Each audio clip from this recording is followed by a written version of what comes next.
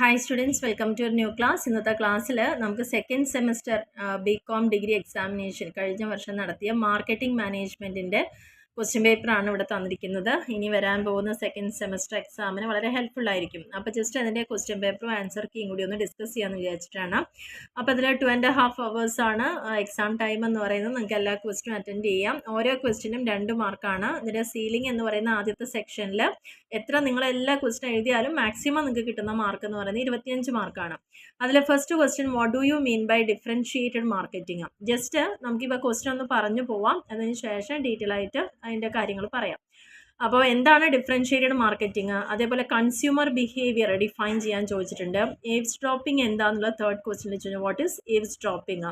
നാലാമത്തേൽ distinguish between consumer and customer. ഒരു customer ആരാണ്, ഒരു കൺസ്യൂമർ ആരാണ്, അവ തമ്മിലുള്ള വ്യത്യാസം എന്താണെന്നുള്ളത്. What is target marketing. ആറാമത്തെ ക്വസ്റ്റ്യനിൽ explain the features of advertising, അഡ്വർടൈസിങ്ങിൻ്റെ ഫീച്ചേഴ്സ്. ഏഴാമത്തെ question what is grade label. Explain the features of personal selling, personal സെല്ലിങ്ങിൻ്റെ ഫീച്ചേഴ്സ് എന്തൊക്കെയാണെന്നുള്ള എക്സ്പ്ലെയിൻ ചെയ്യാം. What is cost plus pricing, pricing different types ഉണ്ട്, അതിൽ cost plus pricing എന്താണെന്നുള്ളതാണ് ചോദിച്ചിരിക്കുന്നത്. Explain the importance of public relations, public റിലേഷൻസിൻ്റെ പ്രാധാന്യം എന്താണ് മാർക്കറ്റിംഗിൽ എന്നുള്ളതാണ്. വാട്ട് ഈസ് ചാനൽ കോൺഫ്ലിക്റ്റ്, എന്താണ് ചാനൽ കോൺഫ്ലിക്റ്റ് എന്ന് പറഞ്ഞു കഴിഞ്ഞാൽ. And different elements of logistics. What are the advantages of word of mouth marketing, and explain the advantage of m-commerce. What is phishing. ഇത്രയാണ് 15 ക്വസ്റ്റ്യൻസ് ആദ്യത്തെ സെക്ഷനിൽ 2 മാർക്കിന് വന്നിരിക്കുന്നത്. ഇനി രണ്ടാമത്തെ സെക്ഷൻ നമുക്ക് നോക്കാം. ഇതിൽ സെക്ഷൻ ബിയിൽ ആൻസർ ഓൾ ക്വസ്റ്റ്യൻസ് ആണ്. ഇവിടെയും ഓരോ ക്വസ്റ്റ്യനും 5 മാർക്കാണ്. അതിൽ ഫസ്റ്റ് ചോദിച്ചിരിക്കുന്നത് explain the process of consumer decision making. Consumer decision മേക്കിങ്ങിൻ്റെ പ്രോസസ്സുകൾ എത്ര സ്റ്റെപ്സ് അതിൽ വരുന്നുണ്ട്. ഒരു കൺസ്യൂമർ ഒരു സാധനം വാങ്ങിക്കാൻ തീരുമാനം എടുക്കുമ്പം എന്തൊക്കെ പ്രോസസ്സുകളുണ്ട്. ആൻഡ് ട്രഡീഷണൽ മാർക്കറ്റിങ്ങും ഈ മാർക്കറ്റിങ്ങും തമ്മിലുള്ള ഡിഫറൻസ് എന്താണ്. ടാർഗറ്റ് മാർക്കറ്റിങ്ങിൻ്റെ വേരിയസ് സ്റ്റെപ്സ് എന്തൊക്കെയാണെന്നുള്ളതാണ് 18ാമത്തെ ക്വസ്റ്റ്യൻ. 19ാമത്തേൽ ഡിസ്റ്റിങ്വിഷ് ബിറ്റ്വീൻ ഫിസിക്കൽ ഡിസ്ട്രിബ്യൂഷനും ലോജിസ്റ്റിക്സും തമ്മിലുള്ള ഡിഫറൻസ് എന്തൊക്കെയാണെന്നുള്ളത്. MNCയുടെ ബെനിഫിറ്റ്സുകൾ എന്തൊക്കെയാണ്, MNC അല്ല IMCയുടെ ബെനിഫിറ്റ്സ് എന്തൊക്കെയാണെന്നുള്ളത്. Explain the functions of channel of distribution. Distinguish between direct marketing and advertising. And 23ാമത്തെ ക്വസ്റ്റ്യനിൽ explain the advantages and limitations of labelling. ഇവിടെ നിങ്ങൾ എല്ലാ ക്വസ്റ്റ്യനും ആൻസർ ചെയ്താലും നമുക്ക് മാക്സിമം കിട്ടുന്ന മാർക്ക് സീലിംഗ് ഉണ്ട്, 35 മാർക്സ് ആയിരിക്കും ഉണ്ടായിരിക്കുക. ഇനി നെക്സ്റ്റ് essay ക്വസ്റ്റ്യനിലേക്ക് വരികയാണെങ്കിൽ ഇതിൽ പ്രധാനമായിട്ട് 4 ക്വസ്റ്റ്യൻസ് ആണ്. ഒന്ന് explain different security tools used for managing risk in internet marketing. Internet മാർക്കറ്റിങ്ങിൽ നമുക്ക് റിസ്കിനെ മാനേജ് ചെയ്യാൻ വേണ്ടിയിട്ട് നമ്മൾ യൂസ് ചെയ്യുന്ന സെക്യൂരിറ്റി ടൂൾസ് ഏതൊക്കെയാണെന്നുള്ളത് എക്സ്പ്ലെയിൻ ചെയ്യാൻ പറഞ്ഞിട്ടുണ്ട്. 25ാമത്തെ ക്വസ്റ്റ്യനിൽ what do you mean by channel distribution. എന്തിനാണ് ചാനൽ ഡിസ്ട്രിബ്യൂഷൻ എന്ന് പറയുന്നത്. Explain the factors to be considered while selecting a suitable channel of distribution. ഒരു അനുയോജ്യമായ ചാനൽ ഓഫ് ഡിസ്ട്രിബ്യൂഷൻ നമ്മൾ സെലക്ട് ചെയ്യണമെങ്കിൽ എന്തൊക്കെ ഫാക്ടേഴ്സ് ആണ് കൺസിഡർ ചെയ്യേണ്ടത്, അല്ലെങ്കിൽ എന്തിനാണ് ചാനൽ ഓഫ് ഡിസ്ട്രിബ്യൂഷൻ എന്ന് പറയുന്നത്. Explain the principles and advantages of personal selling. നമ്മൾ ഓരോരുത്തരും നേരിട്ട് പോയി സെയിൽസ് നടത്തുമ്പോൾ അതിൻ്റെ അഡ്വാൻറ്റേജ്, അതിൻ്റെ പ്രിൻസിപ്പിൾസ് എന്തൊക്കെയാണെന്നുള്ളത്. Write the meaning and definition of ഇ-കൊമേഴ്സിൻ്റെ മീനിങ് ആൻഡ് ഡെഫിനേഷൻ ചോദിച്ചിട്ടുണ്ട്, അതിൻ്റെ അഡ്വാൻറ്റേജും ലിമിറ്റേഷനും. ഇത്രയാണ് essay ക്വസ്റ്റ്യൻ. 4 എണ്ണം തന്നിട്ട് നിങ്ങൾക്ക് 2 എണ്ണം എഴുതാം. ഒരു ക്വസ്റ്റ്യന് 10 മാർക്ക് വീതമാണ്. ഇവിടെ സീലിംഗ് ഇല്ല. ഇതാണ് നമുക്ക് കഴിഞ്ഞ വർഷം വന്ന ബികോമിൻ്റെ മാർക്കറ്റിംഗ് മാനേജ്മെൻറ്റിൻ്റെ ക്വസ്റ്റ്യൻസ് എന്ന് പറയുന്നത്. ഇനി നമുക്കതിൻ്റെ ആൻസർ കീയോട് കൂടിയിട്ട് ഒന്നിവിടെ എക്സ്പ്ലെയിൻ ചെയ്യുന്നുണ്ട്. ഇതിൽ ഫസ്റ്റ് ക്വസ്റ്റ്യൻ എന്ന് പറയുന്ന what do you mean by differentiated marketing. എന്തിനാണ് ഡിഫറൻഷിയേറ്റഡ് മാർക്കറ്റിംഗ് എന്ന് പറയുന്നത്. അതായത് in the case of differentiated marketing number of market segments are identified and different market mix is developed for each of the segment. മൊത്തം നമ്മുടെ മാർക്കറ്റിനെ ഓരോ സെഗ്മെൻറ്റുകളായിട്ട് തരം തിരിക്കുക. അതിൽ ഓരോ സെഗ്മെൻറ്റിനെയും നമ്മൾ അതിൽ നിന്ന് ഒരു സ്ട്രാറ്റജി ഉപയോഗിച്ചുകൊണ്ട് ഒരു ഡിഫറെൻ്റ് ആയിട്ടുള്ള മാർക്കറ്റിംഗ് മിക്സ് യൂസ് ചെയ്തുകൊണ്ട് ഐഡൻറ്റിഫൈ ചെയ്യുകയും അവിടെ ഒരു സെഗ്മെൻറ്റ് ഡെവലപ്പ് ചെയ്യുന്നതിനെയാണ് എന്ത് പറയുക ഡിഫറൻഷിയേറ്റഡ് മാർക്കറ്റിംഗ് എന്ന് പറയുന്നത്. ഇത് ഏറ്റവും കൂടുതൽ പോപ്പുലർ ആയിട്ടുള്ള ഒരു അപ്രോച്ചാണ്. പ്രത്യേകിച്ച് കൺസ്യൂമർ പ്രൊഡക്റ്റിൻ്റെ കേസിലാണ് ഈ ഡിഫറൻഷിയേറ്റഡ് മാർക്കറ്റിംഗ് നമ്മൾ പ്രധാനമായിട്ട് ഉപയോഗിക്കുന്നത്. കാരണം മൊത്തത്തിലുള്ള അതിൻ്റെ മാർക്കറ്റിൽ ഓരോ ടാർഗറ്റ് കസ്റ്റമേഴ്സിനെയും നമ്മൾ കണ്ട് അതിൻ്റെ പ്രത്യേക സ്ട്രാറ്റജി ഉപയോഗിച്ചുകൊണ്ട് ഏതെങ്കിലും ഓരോ വിഭാഗത്തിനെയും ഫോക്കസ് ചെയ്യുക, അല്ലെങ്കിൽ അതിനെ പലതായിട്ട് തരം തിരിച്ചുകൊണ്ടാണ് മാർക്കറ്റിംഗ് ചെയ്യുന്നതെങ്കിൽ അതിനെയാണ് ഡിഫറൻഷിയേറ്റഡ് മാർക്കറ്റിംഗ് എന്ന് പറയുന്നത്. നെക്സ്റ്റ് കൺസ്യൂമർ ബിഹേവിയർ എന്താണെന്നത് ചോദിച്ചിട്ടുണ്ട്. അപ്പോൾ അതെന്താണ് പ്രധാനമായിട്ടും എന്തുകൊണ്ട് ജനങ്ങൾ നമ്മുടെ സാധനങ്ങളും സേവനങ്ങളും വാങ്ങുന്നു, അല്ലെങ്കിൽ ആ വാങ്ങുമ്പോൾ അവരുടെ ആ ഒരു ബിഹേവിയർ എന്താണ്. ആ ഒരു ബിഹേവിയർ എന്ന് പറയുന്നത് ഒരു ഗുഡ്സോ സർവീസോ അവർ ബൈ ചെയ്യുന്ന സമയത്തുള്ള അവരുടെ പെരുമാറ്റം, അത് തന്നെയാണ് കൺസ്യൂമർ ബിഹേവിയർ എന്ന് പറയുന്നത്. അതിനവിടെ ഡിഫൈൻ ചെയ്തിട്ടുണ്ട്. Consumer behaviour is the process whereby individuals decide what, when, where, how and from whom to purchase goods and services. ഓരോ ഇൻഡിവിജ്വൽസും ഈ കൺസ്യൂമർ ബിഹേവിയർ എന്ന് പറഞ്ഞാൽ എന്താണ്, ഒരു പ്രോസസ്സാണ്. അവിടെ ഇൻഡിവിജ്വലാണ് ഡിസൈഡ് ചെയ്യുന്നത് എന്ത് വാങ്ങണം, എപ്പോൾ വാങ്ങണം, എവിടെ നിന്ന് വാങ്ങണം, എങ്ങനെ വാങ്ങണം, ആരിൽ നിന്ന് വാങ്ങണം. സാധനങ്ങളും സേവനങ്ങളും ഇത്രയും തരത്തിലാണ് ഒരാൾ ചിന്തിച്ചുകൊണ്ട് വാങ്ങാൻ ഉദ്ദേശിക്കുന്നത്. ഇതിനെയാണ് കൺസ്യൂമർ ബിഹേവിയർ എന്ന് പറയുന്നത്.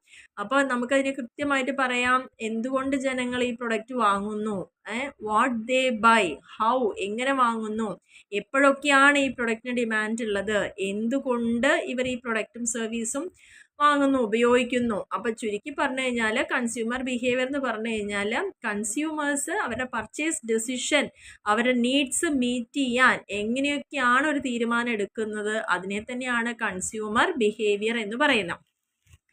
നെക്സ്റ്റ് മൂന്നാമത്തെ ക്വസ്റ്റ്യനിൽ ചോദിക്കുന്നത് വാട്ട് ഈസ് ഈവ്സ് ഡ്രോപ്പിംഗ്. എന്തിനാണ് ഈവ്സ് ഡ്രോപ്പിംഗ് എന്ന് പറയുന്നത്? അതായത് ഒരു ട്രാൻസാക്ഷൻ്റെ പ്രൈവറ്റ് ആയിട്ടുള്ളൊരു കണ്ടന്റ്, അതേപോലെ തന്നെ അത് അൺപ്രൊട്ടക്റ്റഡ് ആണെങ്കിൽ അത് ഇൻ്റർസെപ്റ്റ് ചെയ്യാനും when it goes through the route over the ഇൻ്റർനെറ്റിലൂടെ തന്നെ അത് പ്രചരിക്കാനൊക്കെ ഇടയാവുന്നു. ഇതിനെ തന്നെയാണ് ഈവ്സ് ഡ്രോപ്പിംഗ് എന്ന് പറയുന്നത്. അതായത് ഒരു ട്രാൻസാക്ഷൻ്റെ പ്രൈവറ്റ് കണ്ടന്റിനെ അത് ഇൻ്റർസെപ്റ്റ് ചെയ്തിട്ടുണ്ട്, പ്രൊട്ടക്റ്റഡ് അല്ലെങ്കിൽ അത് ഇൻ്റർസെപ്റ്റ് ചെയ്യാനും അതെല്ലാം ഇൻ്റർനെറ്റിലൂടെ എല്ലാവരുടെയും പ്രചരിക്കാനൊക്കെ ചാൻസ് വരുന്നു. ഇതിനെയാണ് ഈവ്സ് ഡ്രോപ്പിംഗ് എന്ന് പറയുന്നത്. Distinguish between consumer and customer. കൺസ്യൂമറും കസ്റ്റമറും തമ്മിലുള്ള ഡിഫറൻസ് എന്താണെന്നുള്ളത്. കസ്റ്റമർ എന്ന് പറഞ്ഞു കഴിഞ്ഞാൽ നമ്മുടെ പ്രൊഡക്റ്റോ സർവീസോ പർച്ചേസ് ചെയ്യുന്ന വ്യക്തിയാണ്. Either for his own consumption, ഒന്നില്ലെങ്കിൽ അദ്ദേഹത്തിന് അല്ലെങ്കിൽ അവർക്ക് സ്വന്തമായിട്ട് ഉപയോഗിക്കാനോ അല്ലെങ്കിൽ അത് മറ്റുള്ളവർക്ക് കൊടുക്കുന്നതിനോ വേണ്ടിയാണ് പർച്ചേസ് ചെയ്യുന്നത്. അവരാണ് കസ്റ്റമർ എന്ന് പറയുന്നത്. He is a person who regularly buys a particular product or buys regularly from a particular shop. അപ്പോൾ ഈ വ്യക്തി എന്താവാം, ഒന്നില്ലെങ്കിൽ സ്ഥിരമായിട്ട് ഏതെങ്കിലും ഒരു പെർട്ടിക്കുലർ പ്രൊഡക്റ്റ് ബൈ ചെയ്യുന്ന ആളായിരിക്കാം, അല്ലെങ്കിൽ ഒരു പെർട്ടിക്കുലർ ഷോപ്പിൽ നിന്ന് റെഗുലറായിട്ട് വാങ്ങുന്ന ആളാവാം. അപ്പോൾ അവരൊക്കെ എന്ത് പേരിൽ നമുക്ക് പറയാം, കസ്റ്റമർ എന്ന പേരിൽ അറിയപ്പെടാം. ഇപ്പോൾ ഒരു അമ്മയെ സംബന്ധിച്ചോളം അവരെപ്പോഴും ഒരു ബേബി ഫുഡ് റെഗുലറായിട്ട്, ചെറിയൊരു കുട്ടിയുള്ള ആളാണെങ്കിൽ തീർച്ചയായിട്ടും ബേബി ഫുഡ് സ്ഥിരമായിട്ട് വാങ്ങുന്നു. അവിടെ ആ വ്യക്തി, ആ അമ്മ എന്ന് പറയുന്നത് കസ്റ്റമറാണ്. അവരെന്താ ചെയ്യുന്നത്, അവർ കൺസ്യൂം ചെയ്യുന്നു, പ്രൊഡക്റ്റ് വാങ്ങുന്നുണ്ട്. അത് അവരല്ല, അവരുടെ കുട്ടിക്ക് വേണ്ടി ഉപയോഗിക്കുന്നു. പക്ഷെ അവർ സ്ഥിരമായിട്ട് ഒരു പ്രൊഡക്റ്റ് ഒരു ഷോപ്പിൽ നിന്ന് വാങ്ങുമ്പോൾ അവരൊരു കസ്റ്റമറാണ് അവിടെ. There is another view about the difference between consumer and customer. ഇനി ഇതാണ് കസ്റ്റമർ എന്ന് പറയുന്നത്. അപ്പോൾ ഇത് പ്രകാരം തന്നെ ദ ടേം കൺസ്യൂമർ എന്ന് പറയുന്നത് ഇവിടെ സിറ്റുവേഷനിൽ എങ്ങനെയാണ് പറയുന്നത്, വേറെ product can be directly consumed. ഇവിടെ നമ്മൾ വാങ്ങിയാൽ മാത്രം പോരാ, നമ്മളത് ഉപയോഗിക്കുക കൂടി ചെയ്യുമ്പോഴാണ്, കൺസ്യൂം ചെയ്യുമ്പോഴാണ് ഒരു കൺസ്യൂമർ ആവുന്നത്. അപ്പോൾ the term customer is used to deal with situation where the products cannot be directly consumed.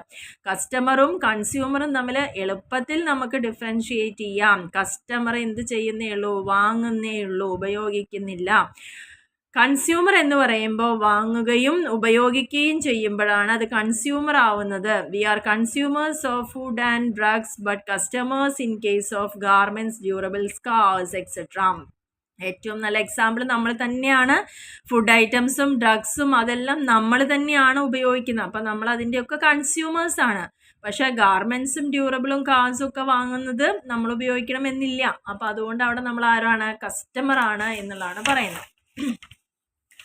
ഇനി നെക്സ്റ്റ് ചോദിച്ചിരിക്കുന്ന ക്വസ്റ്റ്യൻ ആണ് വാട്ട് ഈസ് ടാർഗറ്റ് മാർക്കറ്റിംഗ്. എന്തിനാണ് ടാർഗറ്റ് മാർക്കറ്റിംഗ് എന്ന് പറയുന്നത്? ടാർഗറ്റ് മാർക്കറ്റ് പറഞ്ഞു കഴിഞ്ഞാൽ is A group of customers at ഹൂം the entire marketing efforts R directed. നമ്മൾ ഒരു പ്രത്യേക ഉദ്ദേശത്തോടു കൂടി ഒരു വിഭാഗത്തിനെ മാത്രം ലക്ഷ്യമാക്കിയിട്ട് മാർക്കറ്റിംഗ് ചെയ്യാം. അതിനാണ് ടാർഗറ്റ് മാർക്കറ്റ്. ഇപ്പം നമ്മൾ പ്രോഡക്റ്റുകൾ എടുക്കുമ്പോൾ നമുക്കറിയാം ചെറിയ കുട്ടികൾക്കുള്ളത് ഒരു സെക്ഷനാണ്, അല്ലെങ്കിൽ ടീനേജേഴ്സിന്, അല്ലെങ്കിൽ ഒരു 40s വരുന്ന, അല്ലെങ്കിൽ മെറ്റേണിറ്റിക്ക് ആയിട്ടുള്ള ലേഡീസിനുള്ള കുറച്ച് ഡ്രസ്സുകൾ, അല്ലെങ്കിൽ ഏജ്ഡ് ആയിട്ടുള്ള, അതൊക്കെ എന്താണ് ടാർഗറ്റ്. ഏതെങ്കിലും ഒരു പ്രത്യേക വിഭാഗത്തിനെ നമ്മൾ ലക്ഷ്യമാക്കി ചെയ്യുന്നതാണ്. അതാണ് ടാർഗറ്റ് മാർക്കറ്റ് പറഞ്ഞാൽ ഗ്രൂപ്പ് ഓഫ് കസ്റ്റമേഴ്സ്. ഒരു കൂട്ടം കസ്റ്റമേഴ്സ് ഉണ്ട്, ആ ഒരു എൻറ്റയർ മാർക്കറ്റിങ്ങിൻ്റെ എല്ലാ എഫേർട്ടും അവരിലേക്ക് ഡയറക്റ്റ് ചെയ്യപ്പെടുന്നുണ്ടെങ്കിൽ അതിനെ ടാർഗറ്റ് മാർക്കറ്റിംഗ് എന്ന് പറയുന്നത്.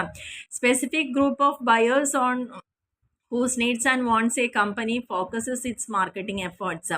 മാർക്കറ്റിംഗ് എഫേർട്സിനെ ഒരു കമ്പനി അവരെവിടെയാണോ ഒരു ഗ്രൂപ്പിലേക്ക് ഫോക്കസ് ചെയ്യുന്നത് അവരെ തന്നെയാണ് ടാർഗറ്റ് മാർക്കറ്റിംഗ് എന്ന് പറയുന്നത്. ഇവിടെ സെല്ലർ എന്ത് ചെയ്യുന്നുണ്ട്, ആ സെഗ്മെൻറ്റ് മാർക്കറ്റിൽ, ടോട്ടൽ മാർക്കറ്റിൽ ആ ഒരു പ്രത്യേക സെഗ്മെൻറ്റ് ഏതാണെന്ന് സെല്ലർ ഐഡൻറ്റിഫൈ ചെയ്തിട്ട് ആ ആളുകൾക്ക് വേണ്ടിയിട്ടാണ് അവർ അധിക പ്രൊഡക്റ്റുകളും അതിൻ്റെ എല്ലാ എലമെൻസും അവർ ഫിക്സ് ചെയ്യുന്നത്. ഓരോ ടാർഗറ്റ് മാർക്കറ്റ് സെലക്ട് ചെയ്തുകൊണ്ട് അവർക്ക് പറ്റുന്ന അനുയോജ്യമായ സാധന സേവനങ്ങളും അതിൻ്റെ പ്രൈസും പ്ലേസും പ്രൊമോഷൻ എല്ലാം കൊടുക്കുന്ന അവരെ ഉദ്ദേശിച്ചാണ്. അപ്പോൾ ഈ ഒരു പ്രോസസ്സ് എന്ന് പറയുന്നത് ഡിഫറെൻറ്റ് മാർക്കറ്റ് സെഗ്മെൻറ്റിൽ റിലേറ്റ് ചെയ്തുകൊണ്ടും and selecting one or more segments in which to compete ചെയ്യാൻ പറ്റുന്ന ഒന്നോ അതിലധികമോ സെഗ്മെൻറ്റുകളെ മാത്രം സെലക്ട് ചെയ്തുകൊണ്ട് ചെയ്യുന്ന മാർക്കറ്റിംഗ് ആണ്. ഇതിനെയാണ് ടാർഗറ്റ് സെഗ്മെൻറ്റ്സ് അല്ലെങ്കിൽ ടാർഗറ്റ് മാർക്കറ്റിംഗ് എന്ന് പറയുന്നത്. ഇനി നെക്സ്റ്റ് ചോദിച്ചിരിക്കുന്ന explain the features of advertising. അഡ്വർടൈസിങ്ങിൻ്റെ ഫീച്ചേഴ്സ് എന്തൊക്കെയാണെന്ന് ചോദിച്ചിട്ടുണ്ട്. നമ്മൾ എന്തിനു വേണ്ടിയിട്ട് അഡ്വർടൈസ്മെൻറ്റ് കൊടുക്കുന്നത്? ഏറ്റവും എളുപ്പത്തിൽ പറഞ്ഞാൽ ഇവിടെ വ്യക്തികൾ നേരിട്ട് വന്ന് കൊടുക്കുന്നതല്ല, ഒരു ടാർഗറ്റ് ഓഡിയൻസിൻ്റെ അടുത്ത് കാര്യങ്ങൾ എത്തിക്കാൻ വേണ്ടിയിട്ട് നോൺ പേഴ്സണൽ ആയിട്ടുള്ളൊരു കമ്മ്യൂണിക്കേഷനാണ്. നേരിട്ടുള്ള കമ്മ്യൂണിക്കേഷൻ അല്ല, അത് നോൺ പേഴ്സണൽ ആയിട്ട് കൊടുക്കുന്ന കമ്മ്യൂണിക്കേഷൻ അഡ്വർടൈസിങ് എന്ന് പറയുന്നത്. ഇതിന് നമ്മൾ പണം കൊടുക്കണം. അപ്പോൾ അതൊരു പെയ്ഡ് ഫോമും കൂടിയാണ്. കമ്മ്യൂണിക്കേഷൻ്റെ ഒരു പെയ്ഡ് ഫോം തന്നെയാണ്. ഒരു കൃത്യമായിട്ടുള്ള ഒരു സ്പോൺസറിലൂടെ ഇത് കമ്മ്യൂണിക്കേറ്റ് ചെയ്യുന്നു. പെയ്ഡ് ഫോം ഓഫ് കമ്മ്യൂണിക്കേഷനാണ്. പിന്നെ എന്തിനു വേണ്ട അഡ്വർടൈസ്മെൻറ്റ്? നമുക്കൊരു പ്രൊഡക്റ്റിനെയോ സർവീസിനെയോ കുറിച്ചിട്ട് ഇൻഫർമേഷൻ കൊടുക്കാനാണ്. ഇനി ആ ഒരു അഡ്വർടൈസ്മെൻറ്റ് കാണുമ്പോൾ നമുക്കത് വാക്കുകളിലൂടെയോ എഴുതപ്പെട്ടിട്ടോ ഒക്കെയാണ് അത് കമ്മ്യൂണിക്കേറ്റ് അവിടെ ചെയ്യപ്പെടുന്നത് അല്ലേ. ഓരോ വ്യക്തികൾ വന്നിട്ട് അതിനെക്കുറിച്ച് പറയുന്നു, അല്ലെങ്കിൽ അതിലൊക്കെ ചിത്രങ്ങൾ കാണിക്കുന്നു, എഴുത്തുകൾ കാണിക്കുന്നു, ഇതെല്ലാം അതിൻ്റെ ഭാഗം തന്നെയാണ്. ഇതൊരു സെയിൽസ്മാൻഷിപ്പ് തന്നെയാണ്. ഇൻ പ്രിൻറ്റഡ് ഫോമിലുള്ള, നമ്മളൊരു കടയിൽ പോകുമ്പോൾ നമുക്ക് ഒരു സാധനം വാങ്ങണമെങ്കിൽ അവിടുത്തെ സെയിൽസ്മാൻ ആണ് അതിനെക്കുറിച്ച് നമുക്ക് എക്സ്പ്ലെയിൻ ചെയ്ത് തന്ന സെയിൽസിന് അവിടെ ഇനീഷ്യേറ്റീവ് എടുക്കുന്നത്. അപ്പോൾ ആ ഒരു സെയിൽസ്മാൻ എന്ന വ്യക്തിക്ക് പകരമായിട്ട് നിൽക്കുന്ന പ്രിൻറ്റഡ് ഫോമാണ് അഡ്വർടൈസിങ് എന്ന് പറയുന്നത്. ഇതിൽ it is A mass communication medium. Advertisement കൊടുക്കുമ്പോൾ എങ്ങനെയാണ്? ഏതെങ്കിലും ഒരു പ്രദേശത്തെ മാത്രമല്ല, ഇത് മൊത്തത്തിൽ നമുക്ക് എവിടെ വേണമെങ്കിലും വൻതോതിൽ കമ്മ്യൂണിക്കേറ്റ് ചെയ്യാൻ വേണ്ടി യൂസ് ചെയ്യാം. And stimulate sales. ഇതിലൂടെ നമുക്ക് എന്താണ് സാധ്യമാവുന്നത്? ഇത് ജനങ്ങളിലെ ഏറ്റവും കൂടുതൽ എത്തുന്തോറും അത് സെയിൽസ് അവിടെ സ്റ്റിമുലേറ്റ് ചെയ്യപ്പെടുന്നു, സെയിൽസ് കൂടുന്നു എന്നുള്ളതാണ് പറയുന്നത്. ഇതാണ് അഡ്വർടൈസിങ്ങിൻ്റെ ഫീച്ചേഴ്സ് എന്ന് പറയുന്നത്. നെക്സ്റ്റ് ക്വസ്റ്റ്യൻ ആണ് വാട്ട് ഈസ് ഗ്രേഡ് ലേബൽ. എന്തിനാണ് ഗ്രേഡ് ലേബൽ എന്ന് പറയുന്നത്? നമുക്കറിയാം ഓരോ കാര്യങ്ങൾ ഒരു പ്രൊഡക്റ്റിൻ്റെ ക്വാളിറ്റീനെ അടിസ്ഥാനപ്പെടുത്തിക്കൊണ്ട് നമ്മൾ നമ്പറിങ്ങോ ലെറ്റേഴ്സോ വേർഡ്സോ ഒക്കെ യൂസ് ചെയ്യുന്നുണ്ടെങ്കിൽ അതിനെയാണ് ഗ്രേഡ് ലേബൽ എന്ന് പറയുന്നത്. അതായത് നമുക്കറിയാലോ, ഇപ്പം നല്ലോണം പഠിക്കുന്ന കുട്ടിയാണെങ്കിൽ L+ കിട്ടുന്നു, കുറച്ചും കൂടി കുറവാണെങ്കിൽ A ഗ്രേഡ് ആവുന്നു, B ഗ്രേഡ്. അപ്പോൾ അവിടെയൊക്കെ ആ കുട്ടിയുടെ പഠനത്തിൻ്റെ അവസ്ഥേനെയാണ് കാണിക്കുന്നത് അല്ലേ. അതേപോലെ തന്നെ ഒരു പ്രൊഡക്റ്റിൻ്റെ ക്വാളിറ്റി, ഏറ്റവും ഫസ്റ്റ് ക്വാളിറ്റി പ്രൊഡക്റ്റ് പറയുമ്പോൾ അവിടെ എന്തായിരിക്കും? ഫസ്റ്റ് A ഗ്രേഡ് ആയിരിക്കും കൊടുക്കുന്നുണ്ടാവുക അല്ലേ. അപ്പോൾ ക്വാളിറ്റിയുടെ അടിസ്ഥാനത്തിൽ നമ്മൾ ഒരു ലെറ്ററോ അല്ലെങ്കിൽ വേർഡ്സോ നമ്പറോ യൂസ് ചെയ്തുകൊണ്ട് ക്വാളിറ്റീനെ കാണിക്കാനാണ് ഗ്രേഡിംഗ് സിസ്റ്റം കൊടുക്കുന്നത്. ഇപ്പോൾ എക്സാമ്പിൾ പറയുകയാണെങ്കിൽ ഒരു പ്രൊഡക്റ്റിനെ നമ്മൾ A ഗ്രേഡ് ആയിട്ട് ക്ലാസിഫൈ ചെയ്യുന്നു, B ഗ്രേഡ് ആയിട്ട് കൊടുക്കുന്നു, അല്ലെങ്കിൽ കാറ്റഗറി 1, 2 എന്നുള്ള പേരിൽ കൊടുക്കുന്നു. ഇതെല്ലാം എന്തിൻ്റെ അടിസ്ഥാനപ്പെടുത്തിയിട്ടാണ്? ക്വാളിറ്റീനെ അടിസ്ഥാനപ്പെടുത്തിയിട്ടാണ്. അപ്പോൾ ഇതിനെയാണ് ഗ്രേഡ് ലേബൽ എന്ന് പറയുന്നത്. നെക്സ്റ്റ് പറയുന്നത് explain the features of personal selling. Personal സെല്ലിങ്ങിൻ്റെ ഫീച്ചേഴ്സ് എന്തൊക്കെയാണെന്നുള്ളത്. പേഴ്സണൽ സെല്ലിംഗ് എന്ന് പറയുമ്പോൾ വ്യക്തികൾ നേരിട്ട് തന്നെ കൺസ്യൂമറുടെ അടുത്തേക്ക് പോയിട്ട് സാധനങ്ങളെക്കുറിച്ച് പറഞ്ഞു കൊടുത്തോട് സെയിൽസ് ചെയ്യണം. അപ്പോൾ ഇവിടെ ഡയറക്റ്റ് കമ്മ്യൂണിക്കേഷനാണ് ആ സെയിൽ ചെയ്യുന്ന വ്യക്തിയും ആ ഒരു കൺസ്യൂമറും തമ്മിൽ അവിടെ ഉണ്ടാവുന്നത്. അവിടെ ഗുഡ്സ് സെയിൽ ചെയ്യുന്നു അല്ലെങ്കിൽ സർവീസ് പേഴ്സണലി കൊടുക്കപ്പെടുന്നു. അതേപോലെ തന്നെ അത് സെയിൽസ് വർദ്ധിപ്പിക്കാനുള്ള ഏറ്റവും നല്ലൊരു ഫലപ്രദമായിട്ടുള്ളൊരു ടൂൾ കൂടിയാണ് പേഴ്സണൽ സെല്ലിംഗ് എന്ന് പറയുന്നത്. ഇതിൻ്റെ പ്രധാന ലക്ഷ്യം എന്ന് പറയുന്നത് protect and promote interest of both the seller and the buyer. സെല്ലറുടെയും ബയറുടെയും താല്പര്യങ്ങളെ ഇത് സംരക്ഷിക്കുന്നു എന്നുള്ളതാണ് ഇതിൻ്റെ പ്രത്യേകത. പ്രൊട്ടക്റ്റ് ആൻഡ് പ്രൊമോട്ട് ചെയ്യപ്പെടുന്നു എന്നുള്ളതാണ് പറയുന്നത്. ഇനി നെക്സ്റ്റ് പറയുന്നത് what is cost plus pricing. എന്തിനെയാണ് കോസ്റ്റ് പ്ലസ് പ്രൈസിങ് എന്ന് പറയുന്നത്? നമുക്ക് പ്രൈസിങ് എന്നുള്ളൊരു ചാപ്റ്ററിൽ കൃത്യമായിട്ട് പറയുന്നുണ്ട് എത്ര തരത്തിലാണ് ഓരോ സാധന സേവനങ്ങളും എത്ര രൂപയ്ക്ക് നമ്മൾ വിൽക്കപ്പെടണം. ഈ ഒരു മെത്തേഡിൽ അതിൻ്റെ പ്രൈസ് കമ്പ്യൂട്ട് ചെയ്യുമ്പോൾ അതിനോട് കൂടിയിട്ട് പ്രോഫിറ്റിൻ്റെ ഒരു സർട്ടൻ പെർസെൻറ്റേജ് കൂടിയിട്ട് ആഡ് ചെയ്യുന്നുണ്ടെങ്കിൽ അതിനെയാണ് ഓരോ പ്രോഡക്റ്റിന് പെർ യൂണിറ്റിൽ അതിൻ്റെ കോസ്റ്റിനോടൊപ്പം തന്നെ ഒരു സർട്ടൻ പെർസെൻറ്റേജ് പ്രോഫിറ്റ് കൂടി ആഡ് ചെയ്തിട്ടാണ് പ്രൈസ് ചെയ്യുന്നതെങ്കിൽ അതിനെയാണ് എന്ത് പറയുന്നത്? കോസ്റ്റ് പ്ലസ് പ്രൈസിങ് എന്ന് പറയുന്നത്. ഇവിടെ കോസ്റ്റ് എന്ന് പറയുമ്പം അവിടെ എന്തൊക്കെ വരുന്നുണ്ടാവാം? പ്രൊഡക്ഷൻ കോസ്റ്റിൽ അവിടെ വേരിയബിൾ കോസ്റ്റും ഫിക്സഡ് കോസ്റ്റും ഉണ്ടായിരിക്കും. ഇതിനെ തന്നെയാണ് മാർജിൻ പ്രൈസിങ് അല്ലെങ്കിൽ ഫുൾ കോസ്റ്റ് പ്രൈസിങ് അല്ലെങ്കിൽ മാർക്കറ്റ് പ്രൈസിങ് എന്ന് പറയുന്നത്. ഇത് വളരെ പോപ്പുലർ ആണ് ഹോൾസെയിൽ ട്രേഡിലും റീറ്റെയിൽ ട്രേഡിലും ഈ ഒരു മെത്തേഡ് എന്ന് പറയുന്നത്. നെക്സ്റ്റ് പറയുന്നത് explain the importance of public relations. എന്താണ് പൊതുജനങ്ങളുമായിട്ടുള്ള സമ്പർക്കത്തിൻ്റെ ആവശ്യകത, പ്രാധാന്യം എന്താണ്? It has a strong impact on public awareness at a lower cost than advertising. അഡ്വർടൈസിങ്ങിനേക്കാൾ ഏറ്റവും ചെലവ് കുറഞ്ഞ ഒരു മാർഗം തന്നെ, അവയർനെസ് കൊടുക്കാൻ പറ്റുന്ന ഒരു മാർഗം തന്നെയാണ് പബ്ലിക് റിലേഷൻ എന്ന് പറയുന്നത്. ഇതിലൂടെ നമുക്ക് ഏറ്റവും നല്ല രീതിയിലൊരു സൽപ്പേര് ഉണ്ടാക്കിയെടുക്കാനും നമ്മുടെ കമ്പനിക്ക് അനുകൂലമായിട്ടുള്ള ഒരു ഇമേജ് സൃഷ്ടിക്കപ്പെടാനും കസ്റ്റമറുടെ കണ്ണിലൂടെ നമ്മുടെ ഏറ്റവും നല്ലൊരു പ്രൊഡക്റ്റും കമ്പനിയായിട്ട് അറിയപ്പെടാനും ഒക്കെ നമുക്ക് വളരെ എളുപ്പമാണ് ഈ ഒരു മെത്തേഡിലൂടെ എന്നുള്ളതാണ് പറയുന്നത്. ഇതിനാണ് പബ്ലിക് റിലേഷനിൽ പറയുന്നത്. ഇനി പറഞ്ഞിരിക്കുന്നത് it helps in the introduction of new production. എപ്പോഴാണ് ഈ ഒരു പബ്ലിക് റിലേഷൻ നമുക്ക് മാക്സിമം യൂട്ടിലൈസ് ചെയ്യേണ്ടത്? പുതിയ പ്രൊഡക്റ്റുകളെ ഇൻട്രൊഡ്യൂസ് ചെയ്യാൻ ഹെൽപ്പ് ചെയ്യാം, എംപ്ലോയീസിൻ്റെ മൊറാലിറ്റീനെ സ്ട്രെങ്തൻ ചെയ്യാൻ ഹെൽപ്പ് ചെയ്യുന്നുണ്ട്. അതേപോലെ തന്നെ അഡ്വർടൈസിങ്ങിനേക്കാൾ കുറച്ചുകൂടി വിശ്വസനീയമായത്, അഡ്വർടൈസ്മെൻ്റ് എന്ന് പറയുമ്പോൾ നമ്മൾ പേപ്പറിലൂടെയും ടി വിയിലൂടെയും അതുപോലെ സമൂഹ മാധ്യമങ്ങളിലൂടെ എല്ലാം കാണുന്നുണ്ട്. പക്ഷെ ഒരിക്കലും ആ പരസ്യം കണ്ട് വിശ്വസിച്ചിട്ട് നമുക്ക് ആ പ്രൊഡക്റ്റ് വാങ്ങി ഉപയോഗിക്കാൻ പറ്റിക്കൊള്ളണമെന്നില്ല, അല്ലെങ്കിൽ അത് പറഞ്ഞ ഗുണം കിട്ടിക്കൊള്ളണമെന്നില്ല. പക്ഷേ പബ്ലിക് റിലേഷൻ എന്ന് പറയുമ്പം അവർ നിരന്തരം കാണുന്ന ആളുകളാണ്, അല്ലെങ്കിൽ അവരുമായിട്ട് കോണ്ടാക്റ്റുകളുണ്ട്. അപ്പം നമുക്ക് അവിടെ ചതിക്കപ്പെടാനുള്ളൊരു അവസരം വളരെ കുറവാണെന്നുള്ളതാണ് പറയുന്നത്. നെക്സ്റ്റ് പറയുന്നത് ചാനൽ കോൺഫ്ലിക്റ്റ്. എന്താണ് ചാനൽ കോൺഫ്ലിക്റ്റ് എന്ന് പറഞ്ഞു കഴിഞ്ഞാൽ അതിൽ clash of goals and methods among the members of A distribution channel. ഒരു ഡിസ്ട്രിബ്യൂഷൻ ചാനലിലെ മെമ്പേഴ്സോ അല്ലെങ്കിൽ അവിടുത്തെ മെത്തേഡ്സിൻ്റെയോ ഇടയിൽ വരുന്ന അല്ലെങ്കിൽ ഗോൾസ് മെത്തേഡ്സ് ഫിക്സ് ചെയ്യുന്നതിലൊക്കെ ഒരു പരസ്പര വിരുദ്ധത, ക്ലാഷ് ഉണ്ടാവുക, അവ തമ്മിൽ ഒരുപോലെ പോകാൻ പറ്റാത്തൊരവസ്ഥ, അതിനെയാണ് ചാനൽ കോൺഫ്ലിക്റ്റ് എന്ന് പറയുന്നത്. ഇവിടെ രണ്ട് ചാനൽ മെമ്പേഴ്സ് റിലേഷൻഷിപ്പ് ഒരിക്കലും എന്താവില്ല, ഒരേപോലെ ഐക്യതയിൽ പോകാൻ സാധ്യമല്ല. അപ്പോൾ ചാനൽ കോൺഫ്ലിക്റ്റ് എന്ന് പറയുമ്പോൾ ആ ഒരു സിറ്റുവേഷനിൽ ചാനൽ മെമ്പേഴ്സ് എല്ലാം പരസ്പരം വിരുദ്ധമായിട്ട് നിൽക്കുക, അങ്ങോട്ടും ഇങ്ങോട്ടും ഒപ്പോസ് ചെയ്തുകൊണ്ട് നിൽക്കുന്ന ഒരു അവസ്ഥ, അതിനെയാണ് ചാനൽ കോൺഫ്ലിക്റ്റ് എന്ന് പറയുന്നത്. എന്തുകൊണ്ടാണ് ആ ഒരു ഒപ്പോസിഷൻ അവിടെ വരുന്നത്? ഡിസഗ്രിമെൻറ്റ്സ് ഉണ്ടായിരിക്കുക, അവരുടെ ചില പ്രത്യേക ലക്ഷ്യങ്ങളോ അല്ലെങ്കിൽ ഗോൾസ് സെറ്റ് ചെയ്തതിലോ അല്ലെങ്കിൽ ആ ഗോൾ അറ്റൈൻ ചെയ്യുന്നതിലോ ഒക്കെ അവർക്ക് പരസ്പരം ഒത്തുപോവാൻ പറ്റാത്തൊരവസ്ഥ ഉണ്ടാവുക, അല്ലെങ്കിൽ അതിനോട് അനുയോജ്യമായൊരു നിലപാടെടുക്കാൻ പറ്റാതെ വരിക, ഇതിനാണ് ഡിസഗ്രിമെൻറ്റ്സ് ഉണ്ടാവുക. അതിനെ തന്നെയാണ് ചാനൽ കോൺഫ്ലിക്റ്റ് എന്ന് പറയുന്നത്. ഇനി 12ാമത്തെ ക്വസ്റ്റ്യനിൽ പറയുന്നത് എന്തൊക്കെയാണ് ലോജിസ്റ്റിക്സിൻ്റെ പ്രധാനപ്പെട്ട എലമെൻസുകൾ, അതിലടങ്ങിയിരിക്കുന്ന കാര്യങ്ങളെന്ന് പറയുന്നുണ്ട്. നമ്മൾ ഒരു സ്ഥലത്ത് നിന്ന് വേറൊരു സ്ഥലത്തേക്ക് നമ്മുടെ സാധനങ്ങളും സേവനങ്ങളും എത്തിക്കപ്പെടുമ്പോൾ തന്നെയാണ് അതിനെ ലോജിസ്റ്റിക്സ് എന്ന് പറയുന്നത്. അപ്പോൾ ആദ്യം നമുക്ക് എന്ത് ചെയ്യണം? അപ്പം നമുക്ക് ഈ ഒരു കാര്യം പഠിക്കുമ്പോൾ എളുപ്പത്തിൽ ഓർക്കാൻ പറ്റുന്നൊരു കാര്യം എന്ന് പറയുന്നത് നമ്മൾ ഇൻ്റർനെറ്റ് യൂസ് ചെയ്തുകൊണ്ട് നമ്മൾ ഫ്ലിപ്കാർട്ട്, ആമസോൺ പോലുള്ള സൈറ്റുകൾ യൂസ് ചെയ്തുകൊണ്ട് നമ്മൾ ഒരുപാട് ഡ്രസ്സ് അല്ലെങ്കിൽ കോസ്മെറ്റിക്സ് അങ്ങനത്തെ സാധനങ്ങൾ അല്ലെങ്കിൽ വീട്ടിലേക്ക് വേണ്ടതെല്ലാം നമ്മൾ പർച്ചേസ് ചെയ്യാറുണ്ട് അല്ലേ.